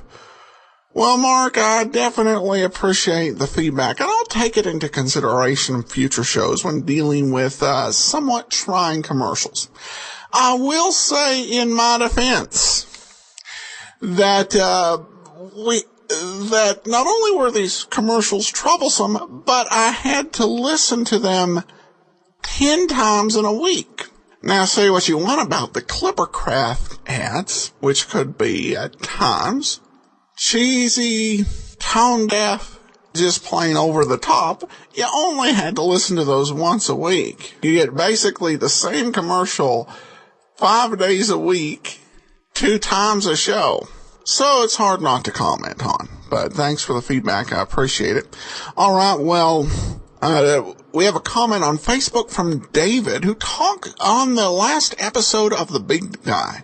David said, wasn't too sure about this series at first, but this episode was great. Wish there were at least a few more to hear. Well, I definitely agree. There are so many shows we've played on this show. I love to play the short series just to give you a sample of what's out there, but a lot of them leave you wanting more. A Life in Your Hands, Leonidas Witherall, the Poirot series with Harold Huber. Particularly that they had a daily serial that they aired over CBS, only 2 episodes in existence, not a complete series, so I couldn't bring you that, but it definitely leaves you wanting more. Well, this one's not one that Big Guy's not one I'm particularly optimistic about. I'll keep an eye out, see if I stumble across anything. All right, well, that'll do it for today. Join us tomorrow. We'll be bringing you Sherlock Holmes. And then on Friday, we're going to find out the conclusion to the Cronin matter. Today's episode is brought to you by the financial support of our listeners. Thanks so much for your support. You can support the show at support.greatdetectives.net. Now it's time for us to take a listen to today's episode of Sherlock Holmes, The Golden Pince-Nez. The Adventures of Sherlock Holmes, with Sir John Gielgud as Sherlock Holmes and Sir Ralph Richardson as our storyteller, Dr. James Watson. It was a wild, tempestuous night towards the close of November, 1894. Holmes and I sat together in silence all the evening. Outside, the wind howled down Baker Street, whilst the rain beat fiercely against the windows. On such a night, we were not at all pleased to hear a cab draw up at our door and a ring at the bell. Oh, come in, Hopkins. I hope you've no professional designs upon us on a night like this. Draw up a chair, won't you, and warm your toes. Thank you, Mr. Holmes. I suppose it must be something important to bring you here at this hour, and in such a gale. It is indeed, Mr. Holmes. I've had a bustling afternoon, I promise you, on the Yoxley case. I caught the last train back to town and came straight on by cab from Charing Cross. Dear, that means, I suppose, that you're not quite clear about the case. I can make neither head nor tail of it. There's no motive, Mr. Holmes, and that's what bothers me. A man killed, and no reason on earth why anyone should wish him any harm. Very well, let's hear about it. It happened in the house of an old man called Professor Coram. He's a semi-invalid, keeps to his bed half the time. An elderly housekeeper and a maid look after him, both of excellent character. The professor's writing a book on Coptic manuscripts and keeps a secretary to help him. The last, Mr. Willoughby Smith, was the third he's had. A young man straight from the university, quiet, hard-working fellow. Yet this was the lad who met his death this morning in the professor's study under circumstances that can only point to murder. It was between 11 and 12 this morning. Susan Tarleton, the maid, was hanging some curtains in the upstairs front bedroom. Professor Coram was still in bed. He seldom rises before midday. The housekeeper was busy at the back of the house. Willoughby Smith had been in his bedroom, which he uses as a sitting room. The maid heard him come out of his room, go along the passage and downstairs to the study, the room below her. A minute or two later, there was a dreadful cry from that room. A wild, hoarse scream. At the same instant, there was a heavy thud which shook the whole house. Then, silence. The maid stood petrified for a moment, then, recovering her courage, she ran downstairs. The study door was shut, and she opened it. Inside, Mr. Willoughby Smith was stretched on the floor, and blood was pouring from a wound in his neck. On the floor, nearby, was a blood-stained stiletto. She recognized it as one the professor kept on his desk and used as a paper knife. I take it that the young man was already dead. At first the maid thought so, but when she poured some water over his forehead, he opened his eyes for a second. Oh, sir, what's happened? Oh, tell me. The professor. It was she. Those were his last words. He tried desperately to say something else. Then he fell back dead. The housekeeper arrived just after he'd died. Leaving Susan with the body, she hurried to the professor's room. He was sitting up in bed, terribly agitated. The housekeeper told him what had happened. You've questioned the professor, of course? Oh, yes. He says he heard the distant cry, but knows nothing more. His first action was to send for the police. I've been put in charge of the case, Mr. Holmes, but I'm so baffled I've come to you as a friend. Well, we must see what we can do. Can you give me some idea as to the disposition of the rooms? You say the study door was closed. Was that the only door to that room? There were 3 doors to the study. The one by which the maid and Willoughby Smith had entered, and 2 other doors at the opposite ends of the room. Of these, one led by way of a corridor to the professor's room, the other led by a similar corridor to the back door of the house, which was unlocked. There could be little doubt but that the murderer had entered this way, and there was no other way by which he or she could possibly have left without meeting the maid at one door or running into the professor's bedroom by way of the other. The path to the back door was saturated with rain and would certainly have shown any footmarks. My examination showed me that I was dealing with a cautious and expert criminal, for there were no footmarks to be found on the path, but the grass verge was trodden down. And my inquiries proved that it could only have been trodden down by the murderer. Well. Now, these tracks on the grass, coming or going, or both? It was impossible to say. There was never any outline. Large footprints or small ones? I wasn't able to make them out. Well, it's been pouring with rain and blowing a hurricane ever since. They'll be harder to read tomorrow morning. Anything else? In the study, there's a desk, a bureau, and a cupboard. The professor assures me that nothing is missing, so it seems certain that robbery was not the murderer's aim. How about the wound on the body? The stab was on the right side of the neck and from behind, so that it's almost impossible it could have been self-inflicted. Unless he fell on the knife. Exactly. The idea crossed my mind, but the knife was some feet away, and there are the man's dying words. But most important of all, the dead man had a small object tightly grasped in his right hand. Well, Watson, what do you make of these? The object was a pair of gold-rimmed spectacles, or more properly, a golden pince-nez, a type of glass which clip onto the bridge of the nose. From them hung 2 broken ends of black silk cord. Holmes examined the glasses with the greatest attention. He held them on his nose, he tried to read through them, he looked out of the window, and then he handed them back to Hopkins with a chuckle.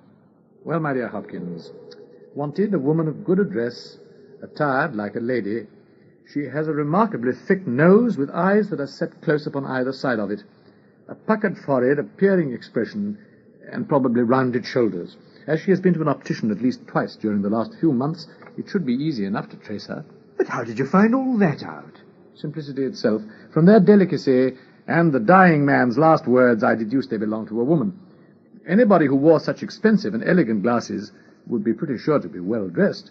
The width of the clips tells me she has a broad nose, and the position of the lens tells me that her eyes are set closely together. You will see that the glasses are of unusual strength. A lady whose vision is so contracted is sure to have the physical characteristics of such vision, the forehead, the eyelids, and shoulders. But how do you arrive at the double visit to the optician? The clips are lined with tiny bands of cork, one newer than the other, both comparatively new. They exactly correspond, so I presume that the lady went to the same optician for both.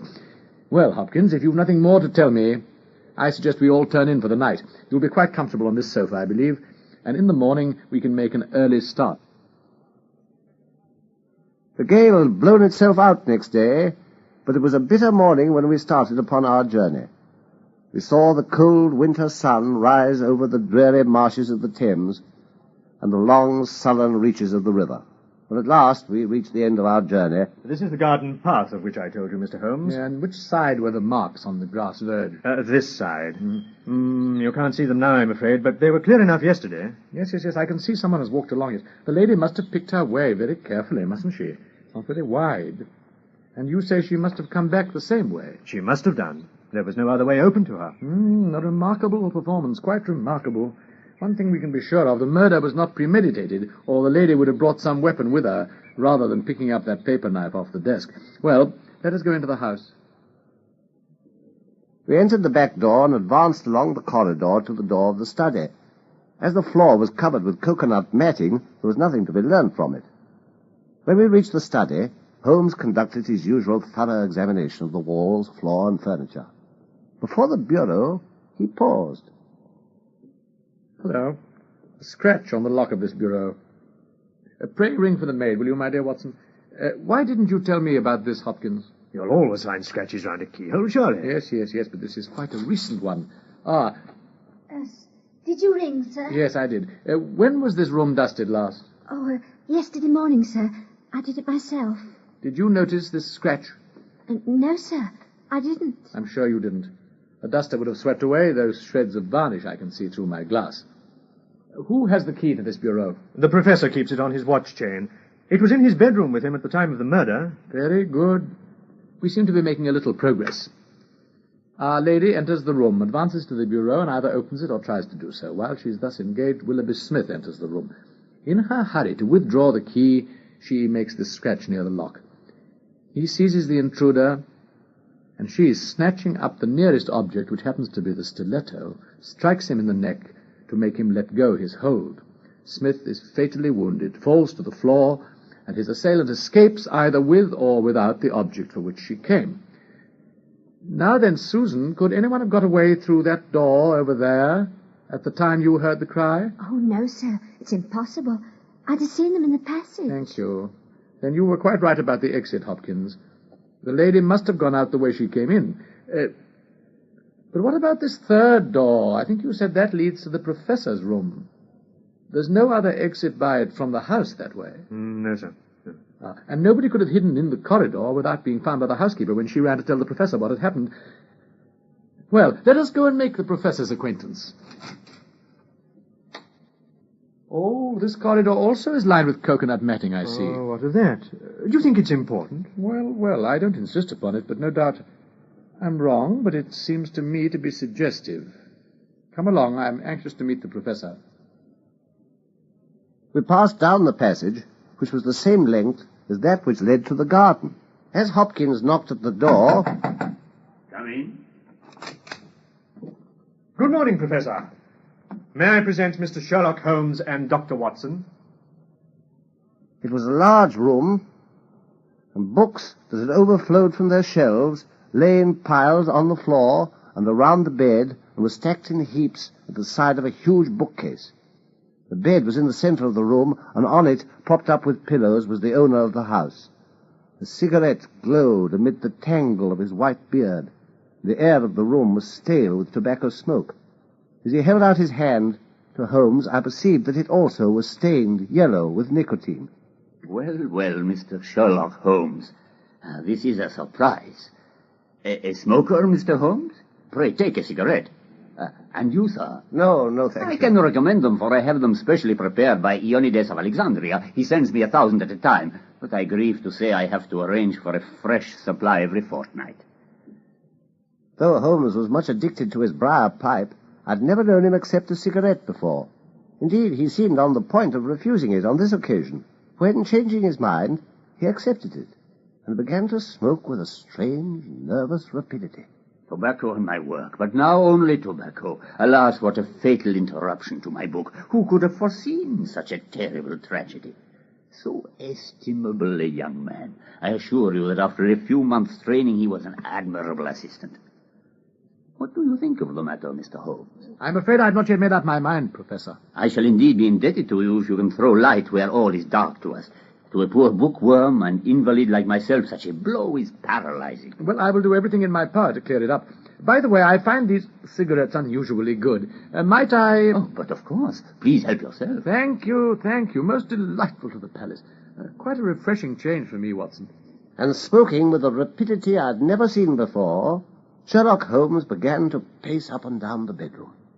Holmes continued to pace up and down the room, still smoking feverishly, as he listened to the sonorous flow of speech. That pile of papers on the table there is my magnum opus, and work which will cut deep into the very foundations of revealed religion. I won't trouble you with any lengthy cross-examination, since I gather you were in bed here when the crime was committed and could not possibly know anything about it. I would only ask this. What do you imagine the poor fellow meant by his last words? The professor, it was she. Susan is a country girl, Mr. Holmes, and you know the incredible stupidity of the class. I fancy the poor fellow murmured some incoherent, delirious words, and she twisted them into this meaningless message. I see. You have no explanation yourself of the tragedy.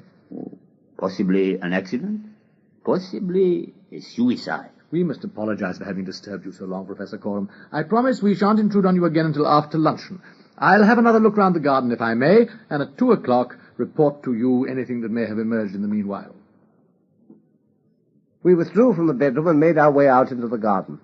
Holmes was curiously distrait, and we walked up and down for some time in silence. At last I broke in on his thoughts by asking him whether he'd found any clue. It all depends on these cigarettes I smoked.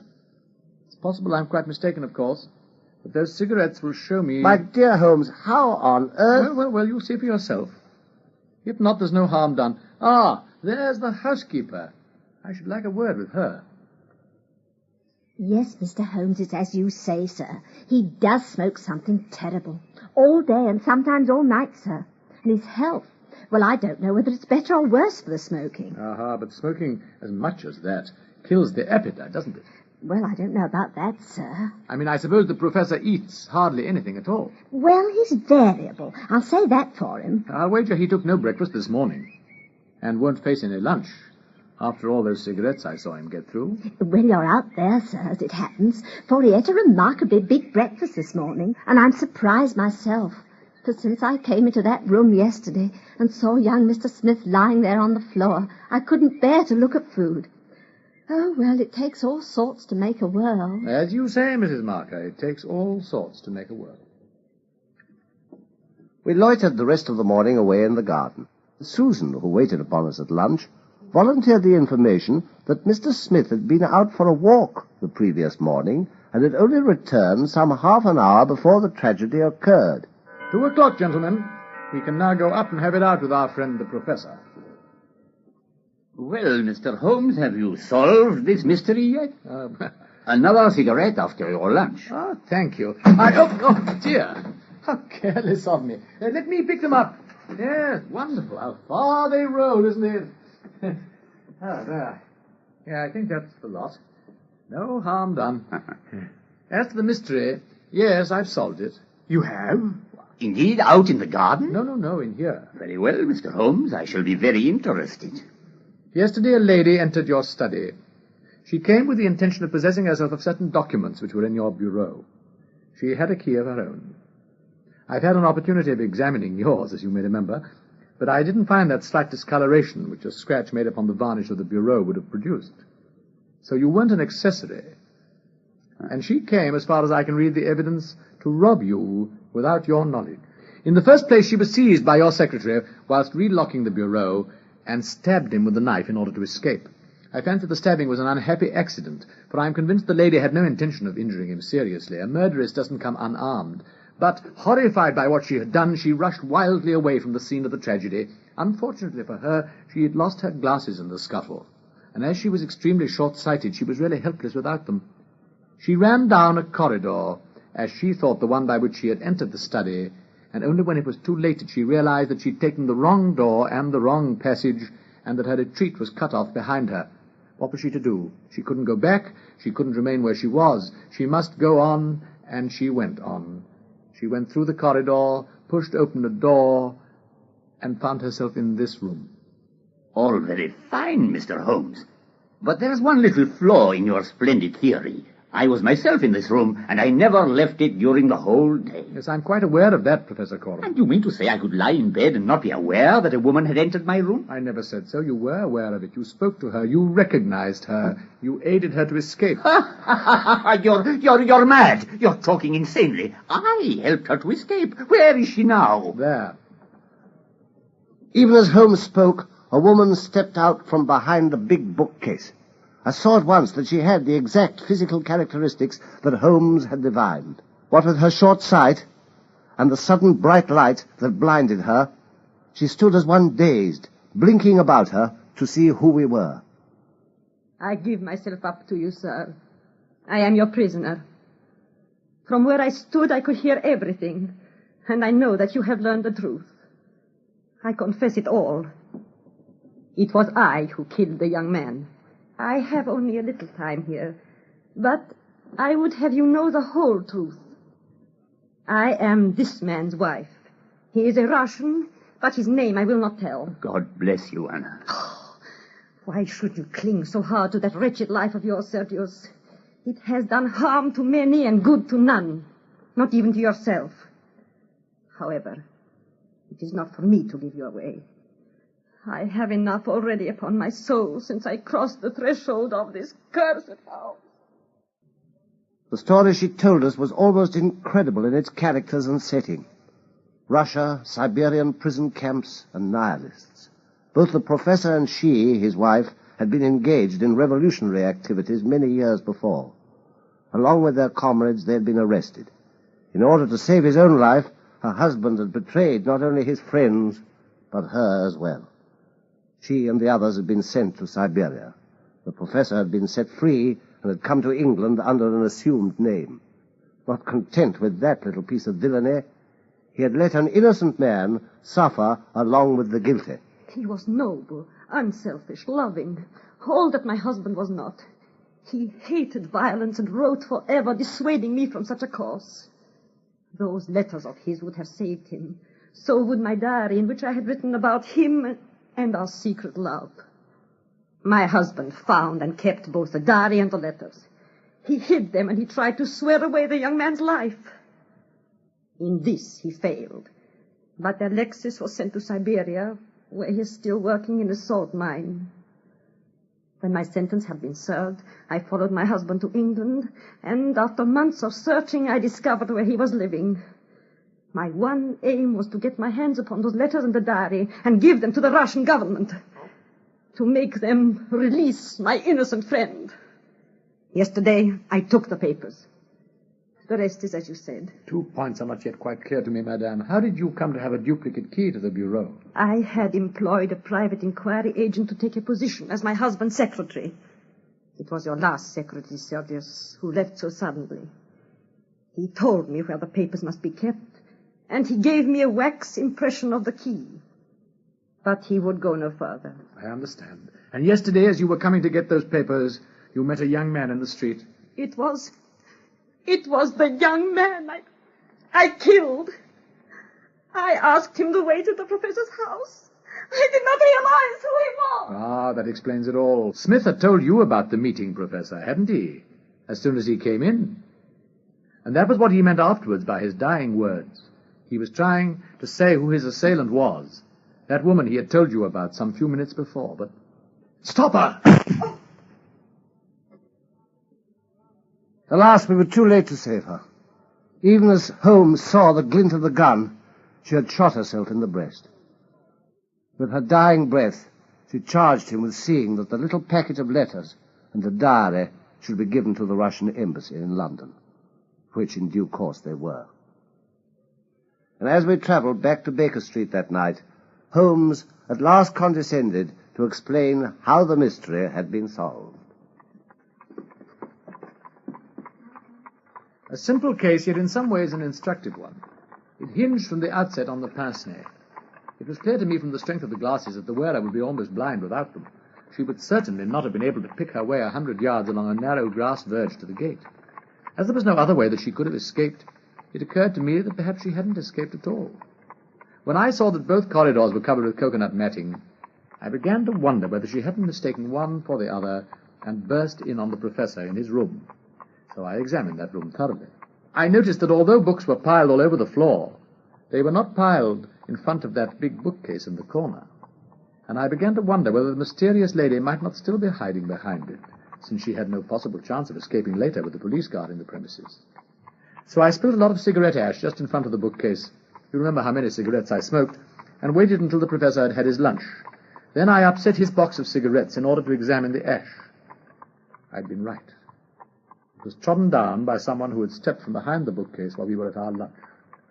In fact, I was not at all surprised to find how heartily the professor had been eating since the tragedy, for he had needed to order enough for two. Welcome back. I've heard a lot of versions of this story. I read it. I watched the Jeremy Brett TV version, and I heard the John Stanley version, and now I heard this one. This one, to me, seemed to put less emphasis on kind of the melodramatic circumstances leading up to the crime than most others do, and I think that was a good thing. This story's usually not one of my favorites, but I think they did a good job with it. All right, well, listener comments and feedback. We have one comment regarding Sherlock Holmes from Brian. Brian comments, I love the Sherlock Holmes series. I like Sir John Gielgud as Sherlock, and the man playing Dr. Watson is a vast improvement over the one on the Clippercraft segments. The Clippercraft shows always had a studio audience heard at the beginning and end. Was it actually recorded in front of a live audience, or was that just added? Hope you never run out of Holmes. Thanks for the hours of enjoyment. Well, I don't have any definitive information kind of to take your question about the audience first, any definitive information. From everything I've heard, it does indicate there really was a studio audience there. Usually having a studio audience was a sign of pride. It wasn't something they would fake. Plus the acoustics of the program in several instances, particularly when they were doing some of the ads, really kind of told me that a studio audience was there. To do this radio in front of a studio audience and to do it well is definitely a tough task. I admire anybody who takes that on. It's tough enough for me to just record commentaries in my wife's upstairs office or in my living room, so I can really appreciate the challenge of that. And I will give some credit to the Imagination Theater in Seattle. Their programs are actually recorded in front of a live audience, and you can hear them in some episodes of Harry Nile, laughing at the jokes, and then of course at the end. Most of the Golden Age studio audiences, if it was a dramatic program, were silent throughout the show unless there was an occasion for them to speak up. One of the most famous instances of this was Screen Guild Theater was doing its adaptation of Casablanca. And the scene in Rex where the people sing the French anthem, the audience actually, because this was in the middle of World War II, audience actually joined in singing in that particular adaptation. But usually, other than applause between acts, studio audience is pretty silent. One exception to that is The Man Called X, where they would have funny lines, and the audience, there wouldn't be any compunction or reservation about them responding. As to never running out of Sherlock Holmes, unfortunately, we are reaching the end. At the end of this month, we will actually be all done with Sherlock Holmes on the program. And I'm definitely sorry to see it end. It's been great for so many years, but we've got 2 shows to go, and I hope folks will be listening and that they'll be worthwhile for you. All right. Well, that will actually do it for today. We will be back tomorrow, where we'll wrap up the Cronin matter, and then we'll be starting a new Carter Brown mystery. And join us back here next Thursday for another episode of Sherlock Holmes. Well, today's show begins with a special birthday wish, not completely related to the program, but ties into another show I do, but also just a general cultural note. Today in 1938, Action Comics number 1 was published, introducing Superman. So a happy birthday to Superman and that character who's continued to endure since the Golden Age.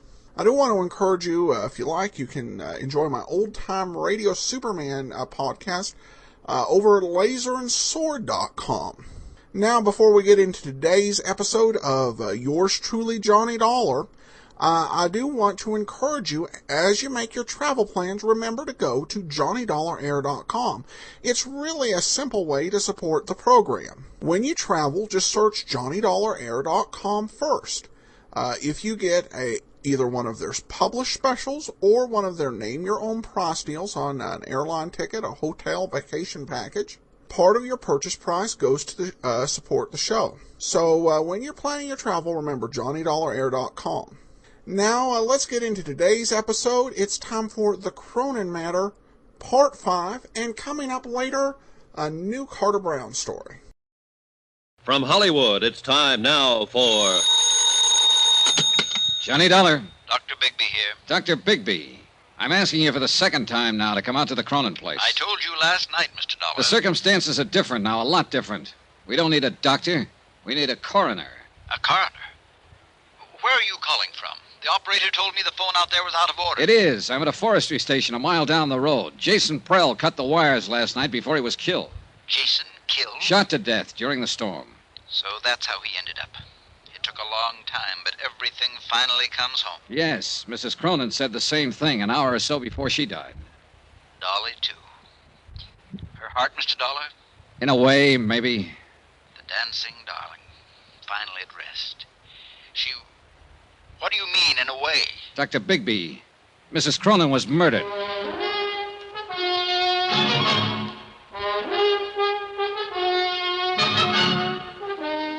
Tonight and every weekday night, Bob Bailey in the transcribed adventures of the man with the action-packed expense account, America's fabulous freelance insurance investigator. Yours truly, Johnny Dollar.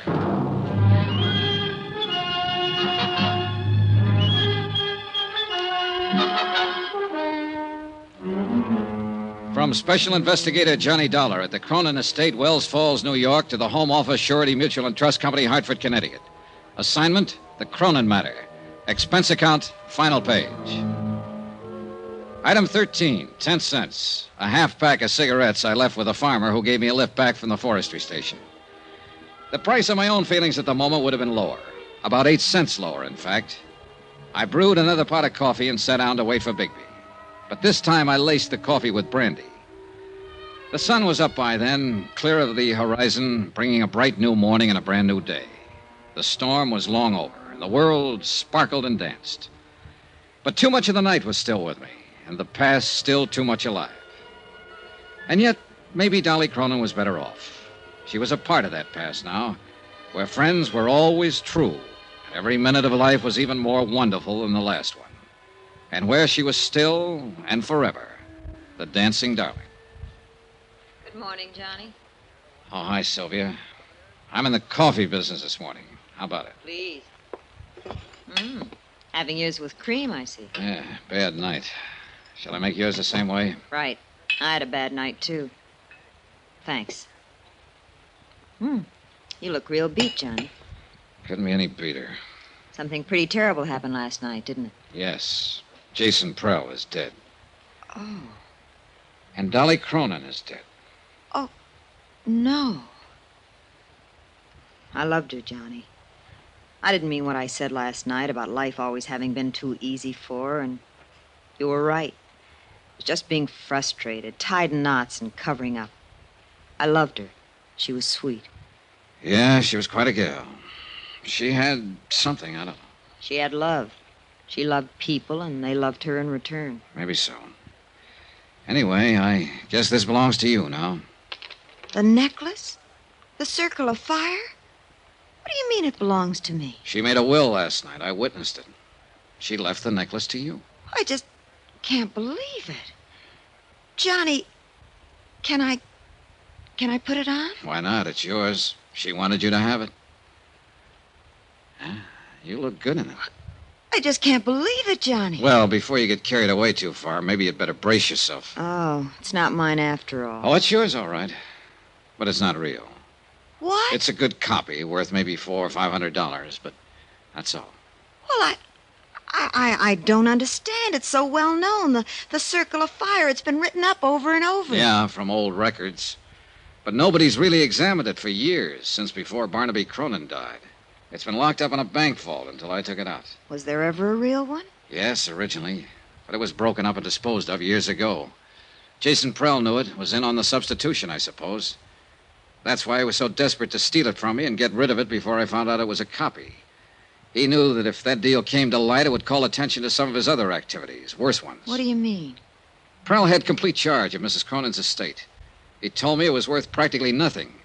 But according to records I saw in New York, it amounted to over $1 million in the beginning. He was stealing her blind all these years. Oh, it's easy. She was alone in the world, knew nothing about business. She trusted him, thought he was her friend. She trusted everybody, much too much. Well, she sure trusted the wrong ones, including her husband. Barnaby? Sure. Who do you think disposed of the necklace and slipped her a copy after making such a big deal out of his fabulous wedding gift? A phony. And she worshipped him. The king. In her book, the man who could do no wrong. Well, in the business book, he didn't do much else but wrong.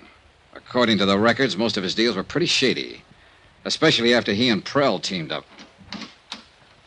Yes, Miss Atherton? Dr. Bigby is here to see you.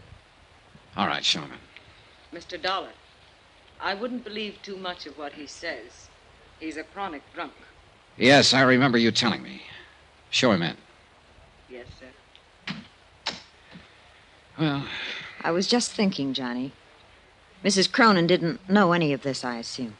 No, she was safe in her dream world. And she thought she was giving me the real necklace. That's right. It's crazy. And kind of wonderful, isn't it? Just like that, she gave me something she thought was worth $500,000. Just because I was nice to her and liked her. You know something, Johnny? What? I'm just as glad it is a copy. It's beautiful, and I love wearing it. I'd have been scared of the real one. And I'll always remember that, like that dream world of hers, she thought it was real. One more question left, but a big one. The question of murder. And I already had the answer. I was sure of it. And I knew there was nothing I could do about it. Dr. Bigby was a man under 60, but he looked years older, a harried man, tired and worn. He sat down for a moment and we talked. And I began to realize that here was another man who'd been under Dolly Cronin's spell, and who was shocked and hurt by her dying. It was a remarkable thing and a difficult one to explain, Mr. Dolla. Like many another, I suppose, I often wondered why I felt the way I did about her. It was a sort of magic she had. Yeah, I know. Even as a girl here in the village, she had that same power and had it without knowing it. Everybody loved her. No, not quite everybody. At least one person didn't. Yes, you mentioned on the phone the word murder. That's right, Dr. Bigby. Who killed her? A man we can't touch because he's already dead. Jason Prell. Well, he's done about everything else, I guess. I wouldn't put it past him. What do you base it on, Mr. Dolla? A bottle of pills. Prell supposedly went to Tupper's Lake last night and got a prescription filled for Mrs. Cronin. She took some of it this morning, an hour and a half before she died. There it is. I'd seen the bottle on the train coming up with a few tablets left on the same prescription. And these are different. Well, you're right on one count, Mr. Dolla. Those aren't what the prescription calls for. What do you mean, 1 count? I talked to the druggist at Tupper's Lake on the phone last night. He told me about Jason being in. All right, it still stands. He had the prescription filled and then changed the tablets, substituted these. It's possible. Would you happen to know what they are without having them analyzed? I've got a pretty good idea, but I'll wait until I've examined her before I'll say positively. Mr. Dollar, I'd like to explain why I wouldn't come out when you called me last night. Yeah, I wish you would. I'd been drinking. So I gathered. I'd been drinking that other time, too, and I'd made a mistake. I didn't want to make another one. Just what do you mean? When Barnaby Cronin died here, I signed the death certificate. Yes, I know. I hadn't treated him. He was dead when I came out. I called it a heart attack. I was drunk, and I was wrong. Barnaby was poisoned. Go on. I didn't suspect it until later, and then I was afraid to do anything about it. I'd signed that certificate, and I knew it would break me. So I kept still, and I consoled myself with drink. And finally, it broke me. So the same end result was achieved. Look, Dr. Bigby, if Barnaby Cronin was here alone, then how was he poisoned? Alone? He wasn't alone when he died. She was here with him. Mrs. Cronin? Of course not. Why do you think he was always making trips up here, always by himself? I didn't know he was. For years, every week or two, the whole village knew about it. She was here with him that night. She's the one who called me, asked me to protect her good name. She's the one who poisoned him. And now she's had another try with the same poison. But why? Ask her why. Ring for her and ask her. That won't be necessary. Well, I'll go on up and make my examination. Well, Miss Atherton, I'm asking, why? He was planning to break off our relation. He told me that night. She'd finally won. That silly little fool had finally won. But I didn't let her win. I killed him. You're confessing to murder, you know. It doesn't matter now. I've accomplished everything I meant to accomplish. So it was you who changed the tablets in her prescription bottle and substituted the poison. Of course. It was so easy. For once in my life, things were just as easy for me as they'd always been for her. Will you have the sheriff come out, Mr. Dollar? I'd like to make my confession.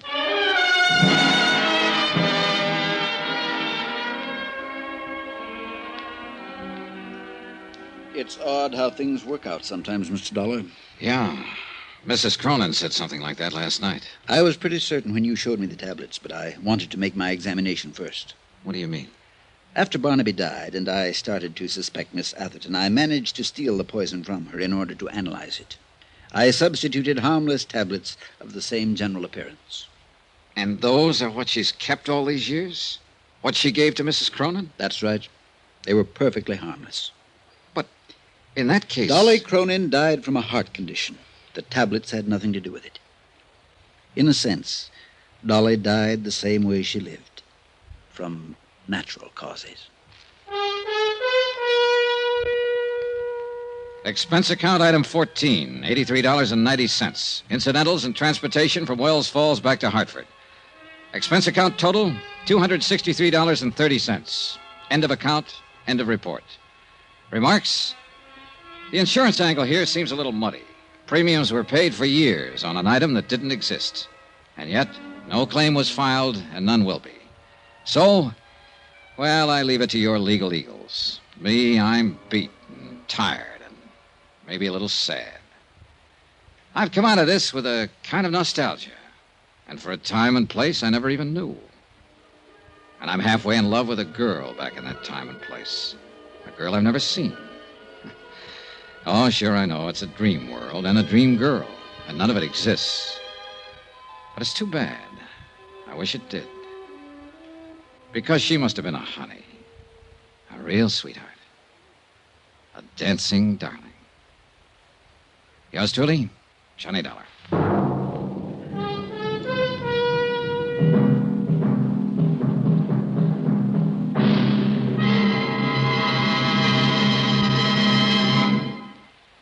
Remember, please, there'll be a new exciting story on Johnny Dollar beginning next Monday. Next week, the story of a man worth $50,000 who didn't have a cent to his name. Join us, won't you? Yours truly, Johnny Dollar.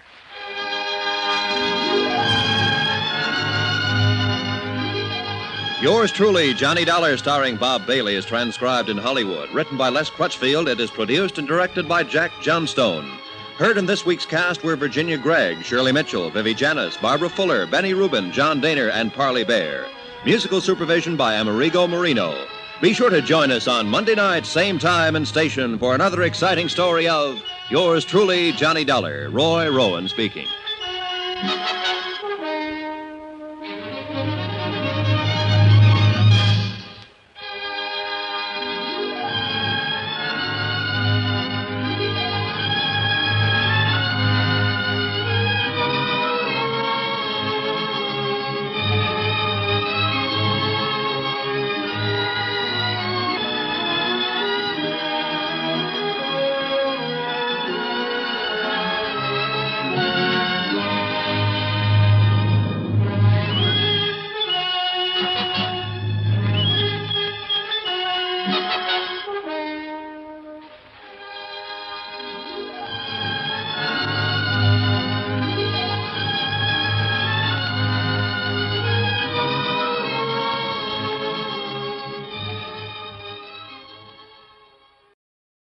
Welcome back. Well, tremendous overall.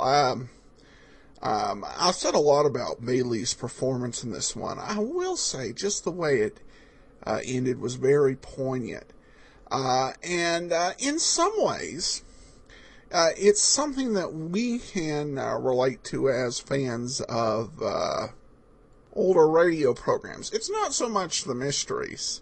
I don't know if I'd want to end up more than once in Sam Spade's office or something like that. Has kind of a high mortality rate. But certainly there are some performances and places and people. You think of places like River's End from Dr. Christian, or Pine Ridge from Lum and Abner, and the amazing talent of so many of these people and their personas. Gracie Allen, Bob Hope, Gordon McCrae, so many. And you can really relate in some ways to the closing monologue. Just really nicely done as a dramatic story. I will say, Johnny, after last week, Johnny is definitely getting into the habit of barking up the wrong tree, so better watch that. On Facebook, Stephanie Rom says, "Love that Johnny Dollar." Indeed we do, and it'll be Saturday and Sunday, and then we'll get another new adventure on Monday, so be sure and be listening. Alright, well now it's time for today's Carter Brown mystery, and we start off with the 29th episode of Carter Brown, so this is their 8th overall story, The Widow is Willing.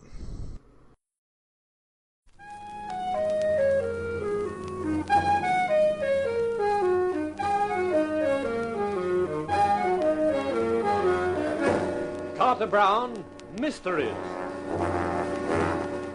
Adventures in excitement and suspense, based on the best-selling novels by the slick storytelling sensation, Carter Brown.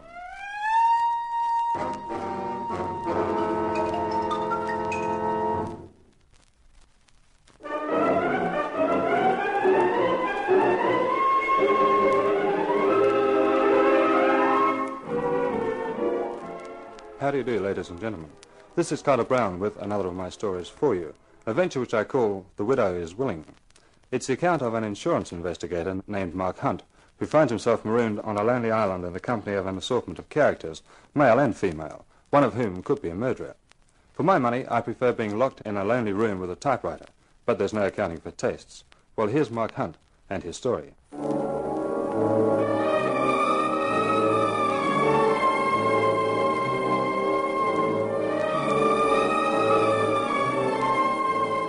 When you get to the edge of the world, there's a river, and in the middle of the river is an island.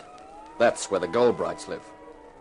It was a raw night which made you think of vampires and things that go eek in the night. There was a moon with low clouds scudding across it. I'd given the old character who owned a boat $5 to row me across. He pulled at the oars, and I watched the solitary light on the island getting gradually larger. Nearly there. Yeah. Goldbright's been living on that island long? He and his father before him and his father before that. Yeah, what did his father before that do? To get banished, I mean. That's some sort of Yankee joke? Sort of. How did they get to the mainland? They got a launch. You should have let them know you were coming and they descended. Not for me, they wouldn't. They ain't expecting you, huh? That's right. Too bad about Henry Goldbright dying like that.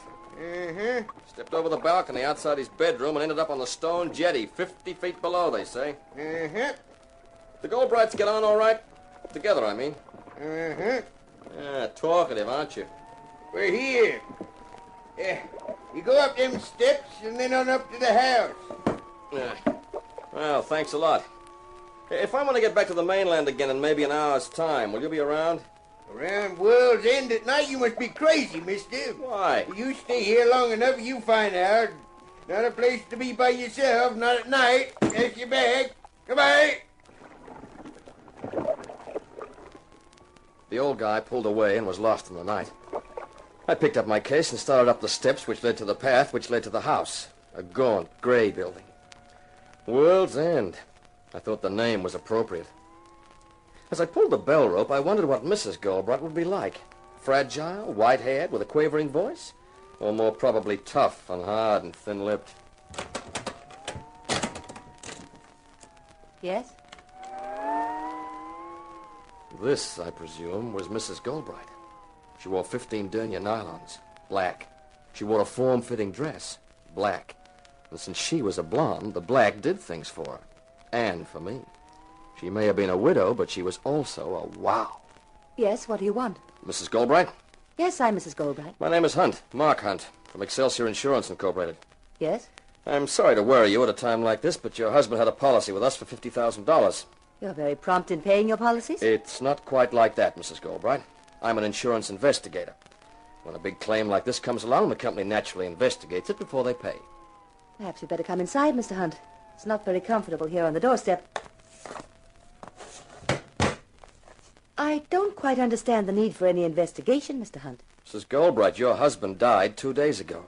He was insured for a large sum of money. Therefore, the company has to be sure there's been no foul play. You mean they want to be sure my husband died of natural causes and wasn't murdered? You could put it that way, I suppose. The police are satisfied he died of natural causes? That's half the battle. The other half being to convince you, I suppose. Well... I think the best thing you can do is stay here, Mr. Hunt, at World's End, until you've completed your investigation. That's very kind of you. Not at all. It would be impossible for you to work from the mainland, and the sooner it's finished, the happier both of us will be. Of course. You better come and meet the others. Then we'll have dinner. This way, Mr. Hunt. They're all in the living room. She led the way down the cold, stone-paved hallway into a large room with polished wood floors, which contained 5 people. 4 men and a woman. Just a moment, everybody. I want you to meet Mark Hunt. He's an insurance investigator. This is my brother-in-law, Clem Goldbright. Hello. Clem was about 30 or so, dark, slim, dissipated, crooked grin and a sneer in the eyes. This is John Cross, an old friend. Hi there. Cross was rugged, looked the good-natured college athlete type. Roger and Mavis Beavis. How do you do? Hello. Beavis was fat and 40, rimless glasses, a successful businessman. Mavis was a redhead with a ravishing figure. Every time my husband looked at her, he got a stupid look on his face. I didn't blame him. And this is Michael Degrescu. Delighted, Mr. Hunt. Degrescu had a foreign accent. The name was Romanian. He looked smooth and suave and probably shrewd. Well, now that you've all met, I'll do something about drinks. An insurance investigator, eh, Hunt? Checking on my brother's death? It's just routine, Mr. Goldbright, with any large claim. In other words, it's a case of did he fall or was he pushed? Clem, that's no way to talk in front of Lila. Why not?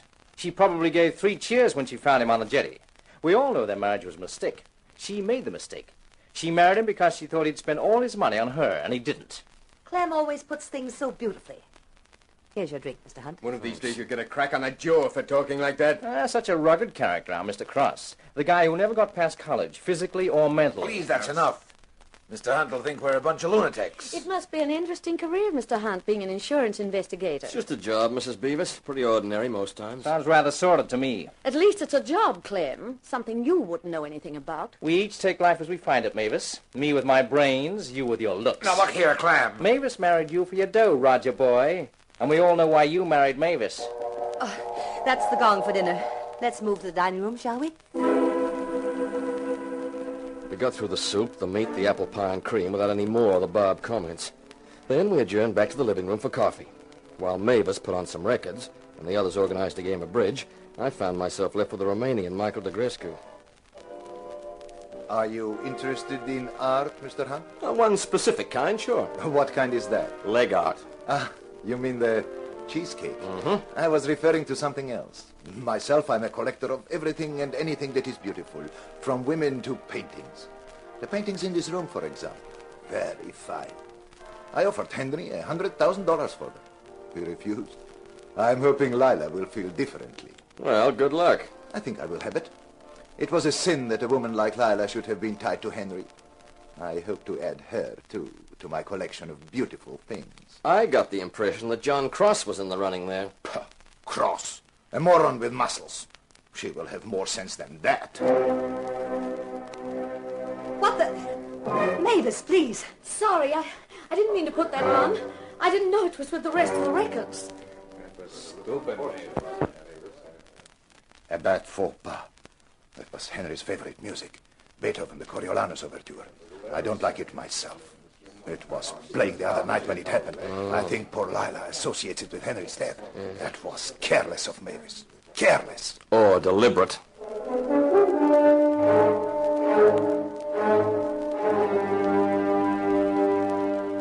Everyone went to bed around 11. The room I'd been given was upstairs, overlooking the water. A sheer drop of 50 feet. It had started to rain, lashing against the window as though it was trying to break in. I was sitting having a last cigarette when there was a soft tap on the door. I opened it.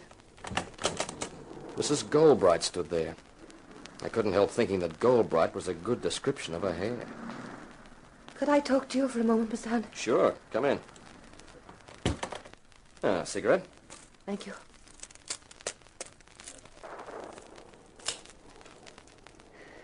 Thank you.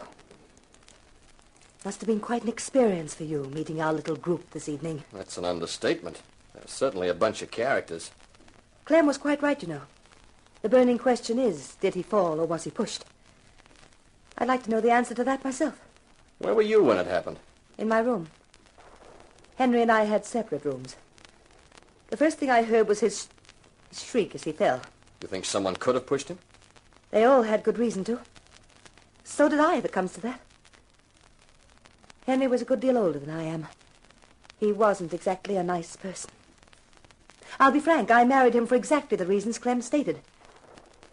Clem himself has only a yearly allowance, but part of the estate reverts to him on Henry's death, so he had good reason to kill him. John Cross imagines he's in love with me. I've never encouraged his feelings, but he could have thought that with Henry out of the way, I might feel differently. Michael Degrescu... Explained himself to me tonight. What about the Beavis couple, Roger and Mavis? Roger's making a fortune marketing gadgets. He's the driving force, but Henry put up the money. Recently, Henry took a dislike to him because he married Mavis. I think Henry decided to withdraw his capital. Roger has staked everything he has on a new project. I know that at this juncture, the withdrawal of Henry's capital would ruin him. So everyone had a good reason for wanting to see Henry die. Yes, including me. I had no love for Henry, and with his death, I'll presumably inherit his money. I'll know tomorrow. The lawyer's coming to read the will. Why tell me all this, Mrs. Goldbright? I don't know. Just seems to help, having someone like you in the house, Mark.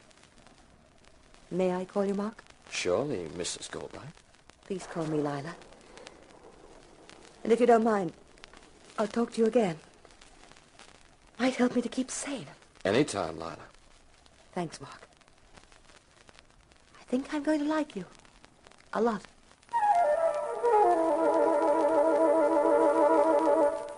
She left, and I turned in. To the accompaniment of the wind and the rain beating against the house, I fell asleep.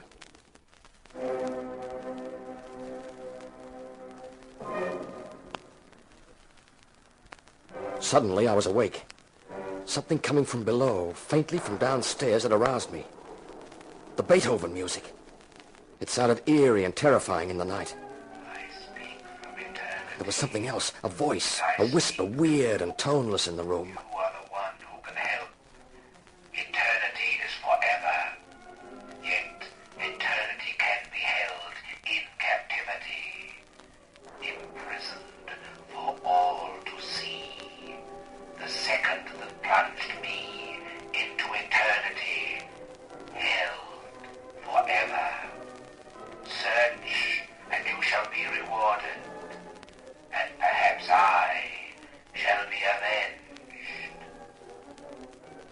With a supreme effort, I stretched out my arm for the bedside lamp and switched it on. But there was no one there. The room was empty.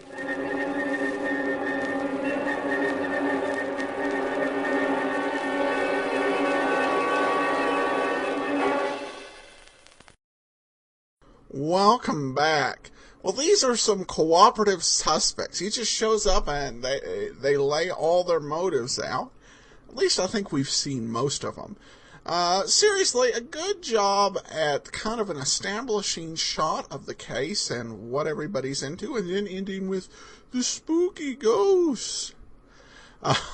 So, what exactly is going on here? Well, that's anybody's guess unless you've listened to the whole series. Join us next Friday for another episode in this serial. And coming up tomorrow, we have the lineup. Today's episode is brought to you by the financial support of our listeners. Among them, Deidre and Per, thank you so much. We'll be sending along access to the premium side, as we do with all donations of $10 or $7 or more.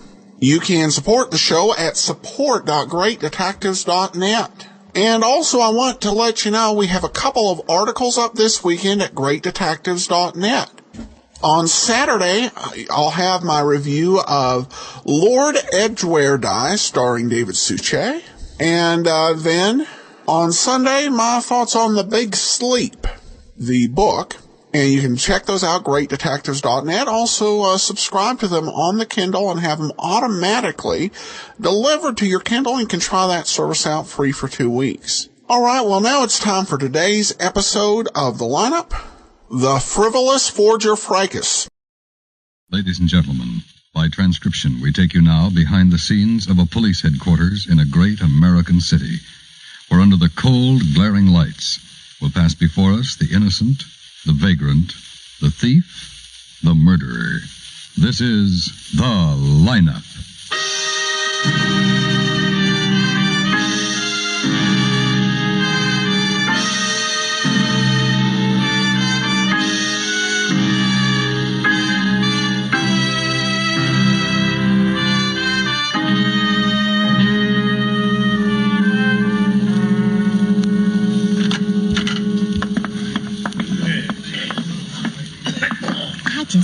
Things like this, really, I do. You ever been on a lineup before, Miss Larkin? I should say not, but I feel like such a fool, Lieutenant. How long will it take? Well, that'll depend in which line the suspect appears. Well, heavens, can't they put him in the first line or something? Well, maybe they will. I want you to tell me. Oh, well, is that disinfectant I smell? Mm-hmm. Certainly strong. Be glad when this whole thing's over. May I have your attention, please? You people out there on the other side of the wire in the audience room, may I have your attention, please? Thank you. My name is Greb, Sergeant Matt Greb. I'll explain the lineup to you. Each of the suspects you will see will be numbered. I'll call off a number, their name and charge. If you have any questions or identifications, please remember the number assigned to the prisoner as I call his name. At the end of each line, when I ask for questions or identifications, call out the number. If you're sure or not too sure of the suspect, have him held. The officers who took your name will assist you. They're seated among you. The questions I ask these suspects are merely to get a natural tone of voice, so do not pay too much attention to their answers as they often lie. Bring on the line. All right, keep it moving, boys, right over to the end of the stage. Come on, that's right, all the way over to the end. Take your hands out of your pockets, turn and face the front. When I call your number, I want you to step out and talk up. Stand up straight. Answer my questions in a good loud voice so the people in the back of the room can hear you. When I ask you where you live, I want the address you slept at last night. Okay? All right, number one, Connie Bush. Burglary. Where do you live? 417 West 99. For how long? Since Tuesday. Where'd you live before that? The White Plains, New York. What do you do for a living, Connie? I'm a wood finisher. You have a car? Yeah. Well, what kind? What color? 49 Chevy convertible, blue. Anyone with you when you were arrested? Yeah, Vivian Johnson. Have any weapons on you? No. All right, number two, Dale Gagan, murder. Where do you live, Dale? I live at the Dockers. Come on, speak up, Dale. Where do you live? Yeah. Dockers. Well, What's that? A place on 2nd Street where they have rooms. What's the number, Dale? I don't know. I just know the place when I see it. It's a sort of a white building. How long you lived there? On and off, maybe 3 years. Where'd you live before that? Prison. State Correction Home, Bonneville. Okay, Dale. Number 3, Cliff Barry, open charge. Where do you live, Cliff? Did you hear the question? I heard it, Sergeant. I understand that I'm not compelled to answer your questions. I'm not compelling you. I'm asking you to cooperate. The questions you ask might intimidate me. Look, the public defender happens to be standing in the back of this room. If I get out of line, he'll let me know, Cliff. Now, come on. Tell the folks where you live. I can't see anything out there. Take my word for it. Now, I want to know where you live, what kind of work you do, who you were arrested with, if anybody, whether you had any weapons or whether you own a car. Okay? I'd rather not answer you, Sergeant. Okay, number 4, Florian Barth forgery. Where? 1647 Ray Street, apartment 3. I'm a salesman. Well, thank you. You're welcome. No guns, no car. Okay? Anything else you'd like to volunteer? No, I got my rights. Haven't we all? Any questions or identifications? Hold number 3 out for me, Sergeant. Number 3. Number 4. That's him, I think. Florian Barth. I'm not sure, but I think... Anyone else? Hold number 4, Sergeant. Yes, Lieutenant. That all?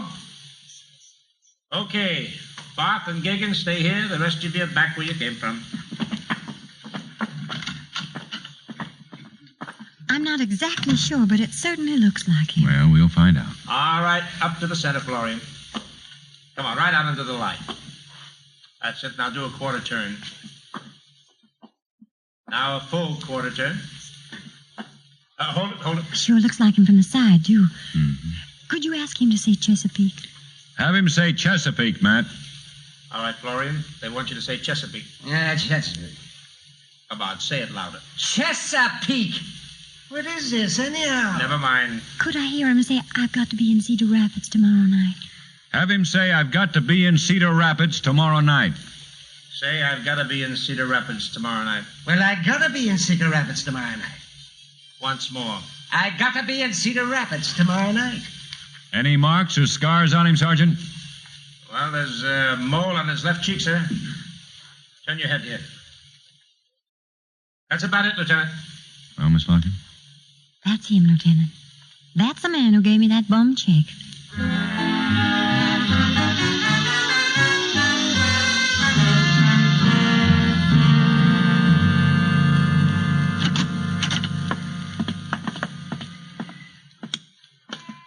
I was all finished. Well, you are, practically. Just want you to fill out a verification card. Here they are. Do you like it? Hmm? Do you like being a policeman? Oh, yeah. Just fill out your name and address, the date and the time. Okay. Yeah, I think this has some ink in it. This about, am I willing to appear in court? Yes, in case there's a preliminary hearing. You'd be asked to appear before a magistrate and testify at the same time we present the complaint. Chances are you won't be called at all. Oh. He'll probably waive his right and plead guilty. From there on, it'll go straight to Superior Court for decision. Well, that's the way it works. That's the way it works. Here. Thank you. I want to thank you for coming down tonight, Miss Larkin. I knew you took time off from your work to do it, and we certainly appreciate it. Oh, it wasn't so bad. As a matter of fact, very interesting. Besides, I should have my head examined for letting that guy give me a bad check. Well, don't feel too badly. A lot of people have been taken in just like you in the last 3 months. It's been passing bad checks all over town. Something like $4,200 worth last month alone. Were they all as dumb as I was?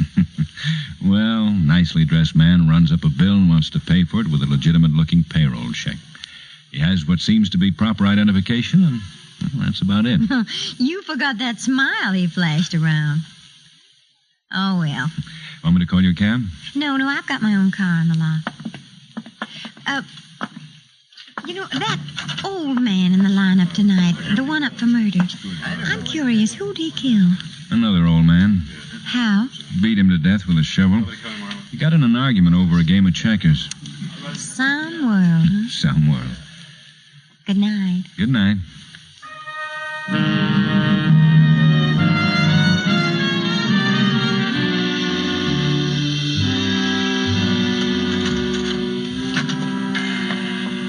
Hi, Matt. Hi. Got a report from handwriting.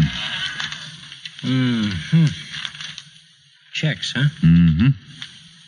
Hey, Ben, Molly's sister's going to be in town this weekend. Which sister? Nellie, her youngest one. You've never met her, Ben. Is she from Muncie, too? Mm-hmm. She's been living in Detroit. Works for an advertising agency. She's on her way to New York on business. A Cogger single. Oh, Ben, Molly asked me to ask you. Nellie's a real nice girl, Ben. You'll like her. Honest. You ever met her? No, but I've seen pictures of her, and Molly says she's... Florian Barth looks on. Just in time. Okay, boss. Hi, Lieutenant. Sergeant. Hello, Barth. Grab a chair. Thank you. Well, Florian, you've been identified. You want to make a statement? Get this over with in a hurry? Oh, you kidding? Your handwriting's been identified and your face has been identified. So you can see I'm not kidding, Florian. I can explain anything you want to explain. Just ask me. Okay, let's start with that nice apartment of yours. I'm a good salesman. Not according to that sewing machine company. They say you hardly turn over one machine a month. Yeah, I got other sources. I do a mail order business, too. How much do you make? Oh, enough. How much is that? Oh, sometimes 4, 5, maybe 600 a month. Depends on how hard I work. Who printed up your checks? What checks? The checks you've been passing all over town. Wrong guy. Where were you the night before you were arrested? What time? Say about 10:30. Home. Doing what? Reading a book. What book? From Here to Eternity. How far you get? Oh, maybe 100 pages. Where'd you get the book? What do you mean, where'd I get the book? I bought it. Where? Some bookshop downtown. That night? A couple of months ago. How late did you read? Almost midnight, I guess. I don't know. Then you went to bed? Yeah. That doesn't exactly check. Miss Larkin, the cashier at the Peacock restaurant, says you were in there from 10:30 to 12, handing her a bad check. Miss Larkin's a liar. I don't even know where the Peacock is. It's out on Federal Boulevard, a nice place. Your kind of place, Florian. Well, I'll drop out sometime and look it over. Thank you. How about a smoke? No. Okay, I'll get along without it. What do you think of Jones' book? Huh? From Here to Eternity. A man named Jones wrote it. Huh. That seems okay.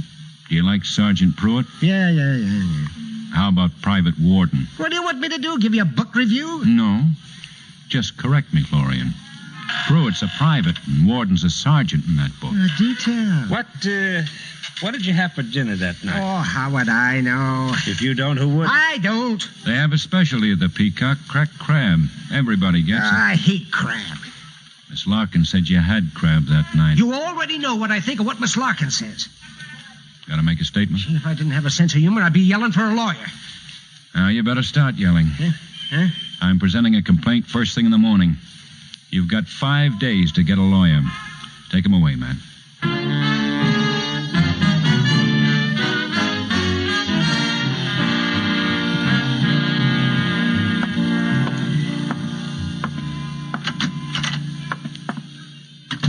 Hello, Ben. Hello, Bill. Relax. Yeah. I'm holding this complaint on Florian Barth you sent upstairs this morning. Wasn't there enough stuff with the handwriting and identification? Well, seemed to be, Ben, but I just want to make sure we can get an indictment. Well, this bird's been passing wallpaper all over town.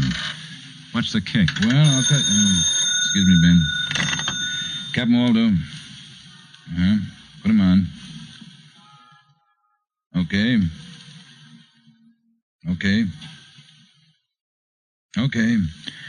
All right, send it over to Ben Guthrie's office. Bye-bye.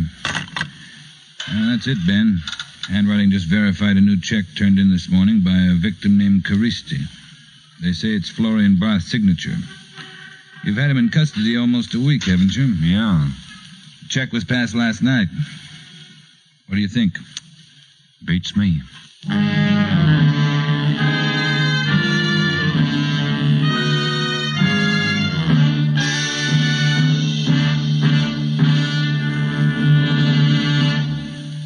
It's It's time for everyone to do some important fall house cleaning. House cleaning which may save your home and the lives of your family.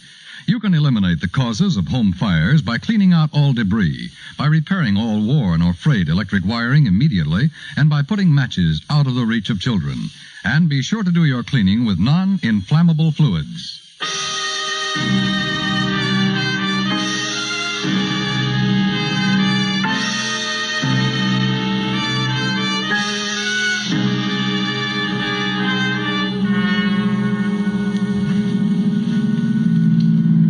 KQAR 315, 17J, a mental case at 2837 Clyde Place. See the woman. 33, a 586. Wine and Asher still questioning Bart? Yeah. See the man. 1516. There it is, Ben.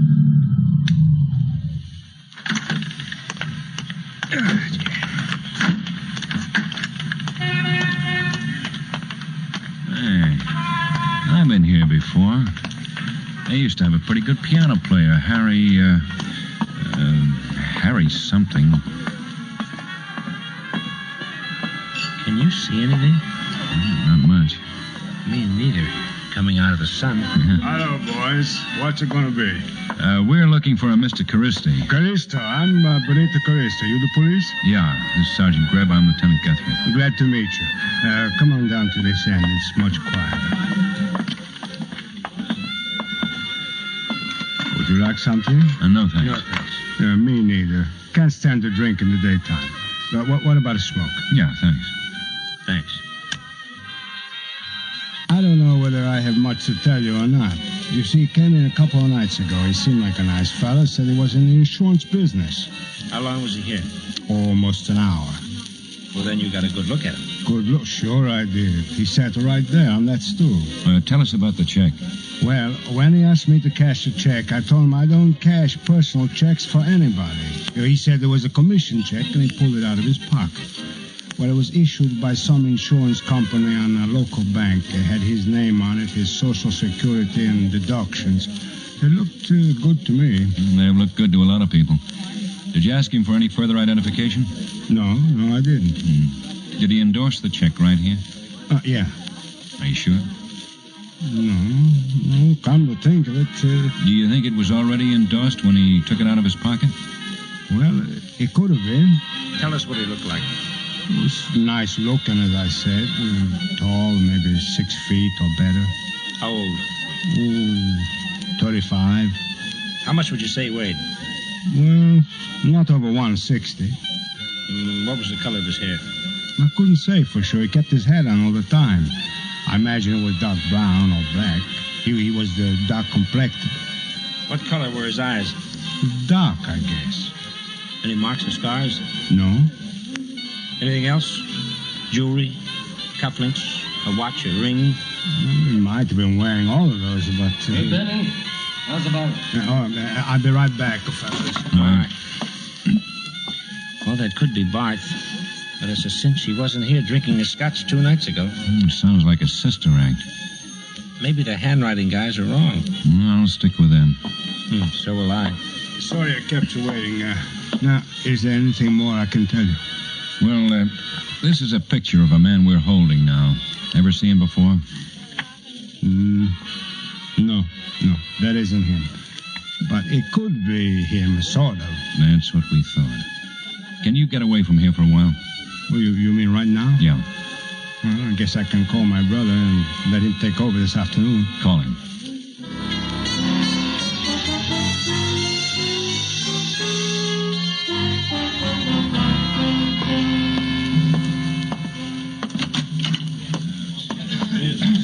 Hi. Too early? No, 3 more just came in. That makes 12, Ben. Couldn't get a hold of any more. 12 will be enough. This is Mr. Caristi, Sergeant Quine. Hello. How do you do? Mr. Caristi's number 13. You aren't superstitious, are you? No. You can just grab a chair there anyway, Mr. Caristi. This won't take long. Okay. I thought Matt was with you, Ben. He's across the hall with Asher. Oh, there. Hi, Tom. Oh, hello, Ben, Quine. Hi. Here we got ourselves a problem. Looks like it, Tom. You ready to go to work? Yep. All right. Ladies and gentlemen, I'm sorry to bother all you people by having you come down here again, but you've all been stung with bad checks, and we want to bring you up to date on what's happening. We're holding a man now who's been identified as a check passer. Our handwriting department has confirmed it. He's the same man some of you were unable to identify when we asked you to pick him out of the line this week. However, we're pretty sure there's more than one man involved. The general description of both men is just about the same. That's why Mr. Thompson's here. This is Mr. Thompson. I suppose all of you know that a composite picture is drawn from detailed information about the facial characteristics of a person. Well, that's Mr. Thompson's job in our department. He's pretty good at it, too. But he needs the cooperation of every one of you. He'll sit and listen for hours to what you have to say about the man who gave you those bad checks. That right, Tommy? That's about it, Lieutenant. Okay? All yours. Now, all of you people who saw the suspect within the last 2 weeks, raise your hands. All of those who saw him within the last month. Coffee, Ben? Let's go in here first. Okay. We know you've been working with someone else, Bart. Now, come on. Who is this other guy? Oh, you're all wet. Oh, you want something, Ben? No. Did you make the checks up in batches and then take turns passing them? What checks? These checks right here in my hand. I never saw him before in my life. Who's the other guy? There isn't any other guy. Look, I haven't had a drink of water for 2 hours. Neither have I. Come on, tell us about the other guy. I can last as long as you two or anybody else you got down here in this crummy place. How much did you pay for that apartment? $185. How long have you lived 2 years. Okay, let's go, Klein. I This worked has been going on all day. You know, I don't think that guy's going to say much. I'm afraid not. Well, maybe it won't make any difference.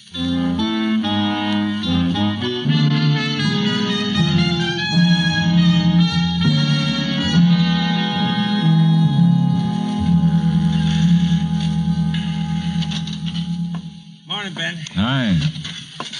Well, she gets in tonight. Who? Nellie, Molly's sister. Oh. Ben. This is my night for the fights. Oh, look, Ben, she's only going to be in town one night. You might like her. Tommy finish yet? Yeah, he said he'd call me. Bart isn't making things very easy. You look beat. 3 hours with that guy, and I was asking myself questions. He's not going to be easy, Ben. That's why we're doing things the hard way. All that we have now, Ben? Yeah, Klein. Al Crockett pinned down the type of machine used on those checks. Good. Turned out to be a local manufacturing outfit called the Makepeace Printing Company. You talked to him yet? Uh-huh. I was out there this morning. They make all sorts of printing equipment. The general manager's quite an expert. He says those checks were all done up on what he calls a A41 model. What's that, Klein? Well, it's a little portable check-making machine. They made them for about 2 years now. They sell them to firms that have small payrolls.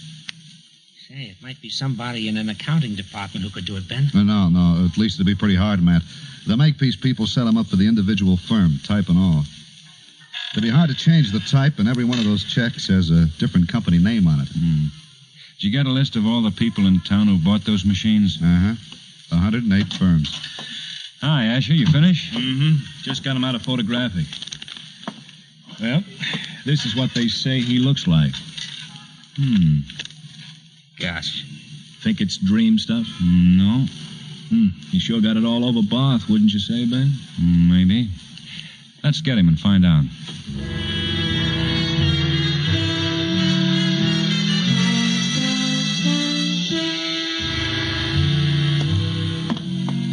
It's a very handy little outfit. Saves a lot of time. I would have bought the big model, but, right in here, gentlemen. But the little one's good enough for my office. We just want a sample off the machine. We're glad to help in any way. Mr. Blair. Yes, Mr. Hastings. These two gentlemen are from the police department. Lieutenant Guthrie, Sergeant Greb, isn't it? Yes, Greb. Would you mind showing them our checking machine? Well, this is it right here. Would you mind running one off for us? Oh, it's all right, Mr. Blair. Just cancel the number when it comes out, you know? All right, sir. Well, it's electric, and all you do is set the amount here like this. And then you run it off like this. That's all there is to it. May we keep that sample? Oh, sure. Anything else I can do? Do you have a man working for you who looks something like this? No. Mr. Blair, does he resemble anyone you know? No. Anyone who might have worked here, Mr. Hastings, at one time or another? No. No, sir. All right, thanks for your cooperation.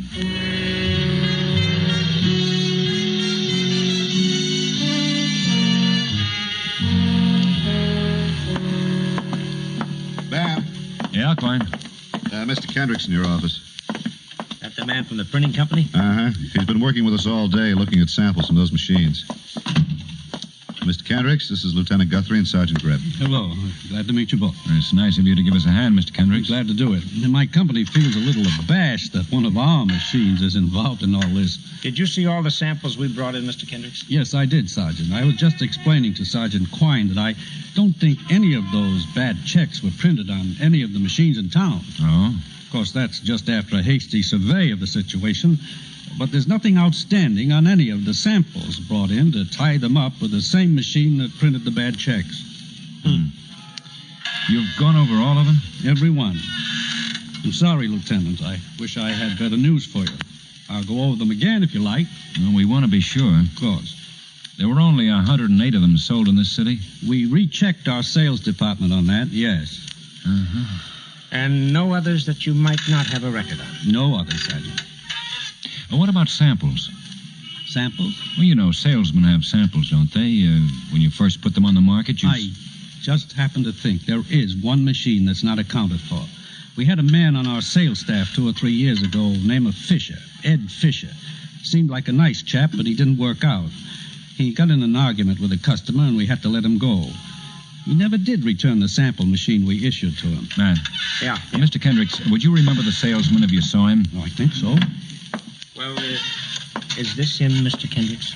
Why, yes. Yes, that's him.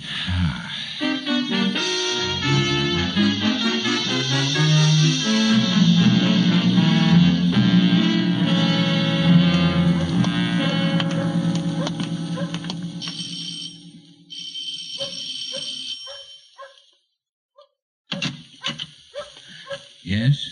Mr. Fisher? That's right. I'm Lieutenant Guthrie, police. Oh.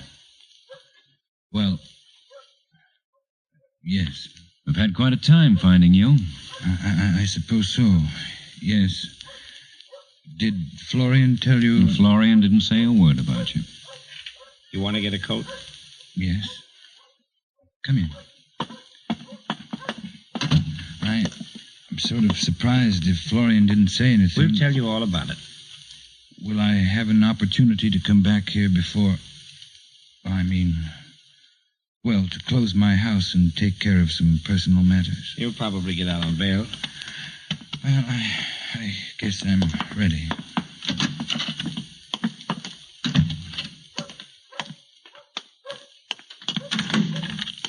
Okay, in there.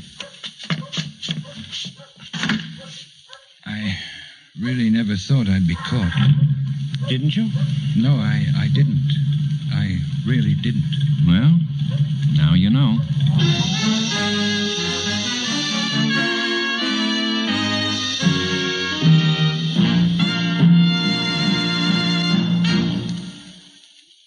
The lineup, where before you pass the innocent, the vagrant, the thief, the murderer. Listen again next week when we again bring you The Lineup. May I have your attention, please? You people out there on the other side of the wire in the audience room, may I have your attention, please? Thank you. My name is Greb, Sergeant Matt Greb. I'll explain the lineup to you. Each of the suspects you will see will be numbered. I'll call off a number, their name and charge. If you have any questions or identifications, please remember the number assigned to the prisoner as I call his name. At the end of each line, when I ask for questions or identifications, call out the number. If you're sure or not too sure of the suspect, have him held. Officer, will listen. The Lineup, starring Bill Johnstone as Lieutenant Ben Guthrie and Wally Mayer as Sergeant Matt Greb, was written by E. Jack Newman with music composed and conducted by Eddie Dunstetter. Featured in tonight's cast were Jeanette Nolan, Hy Averback, Herb Butterfield, Gil Stratton Jr., Howard McNear, Peter Leeds, Ray Hartman, and Jay Novello. The Lineup was transcribed in Hollywood by Jaime Del Valle.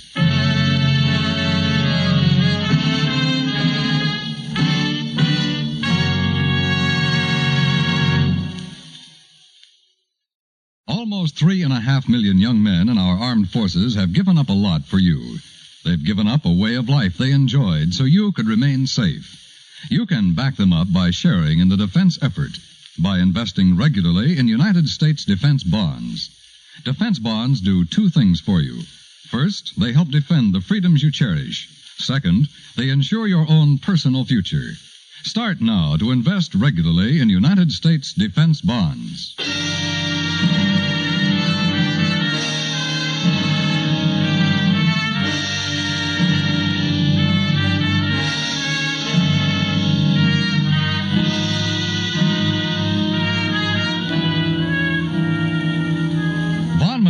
Back from vacation. Yes, on most of these same CBS radio stations, you can again make the Vaughn Monroe Show a singing, dancing date every Saturday night.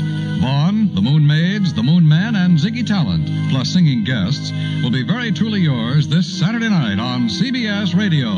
Don't miss them.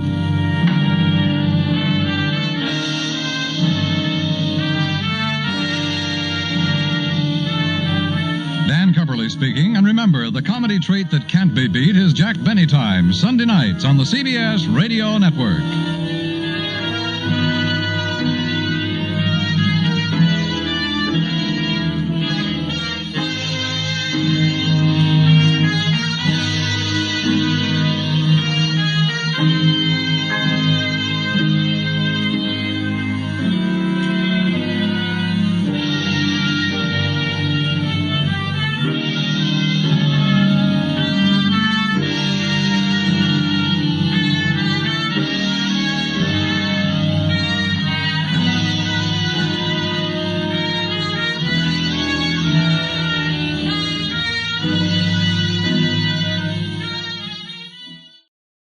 Welcome back.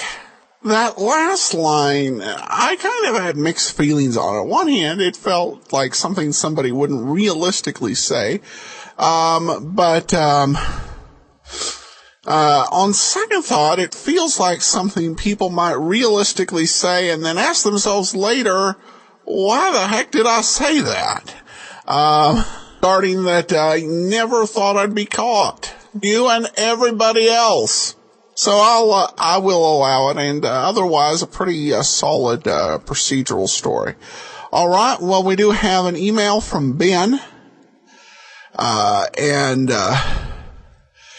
Ben writes, love what you all do. Keep it up. I'm the standby for the lead in a Broadway musical called Once in New York City. My fellow understudies and I sit backstage every night during our show, and our new favorite thing to do is to listen to your show through your Great Detectives app. We love it. Keep up the great work, and look us up if you're ever in Johnny Dollar's neighborhood. Cheers. Well, thanks so much, Ben, for the email, and glad you're listening out there, on Broadway, which of course makes me think of Broadway's My Beat, a show we haven't played yet, but I will definitely keep that in mind. Actually, Johnny Dollar's neighborhood is about the only part of the country other than Hawaii and Alaska that I haven't even been to. I've not been any further northeast than Pennsylvania in my journeys, but maybe someday.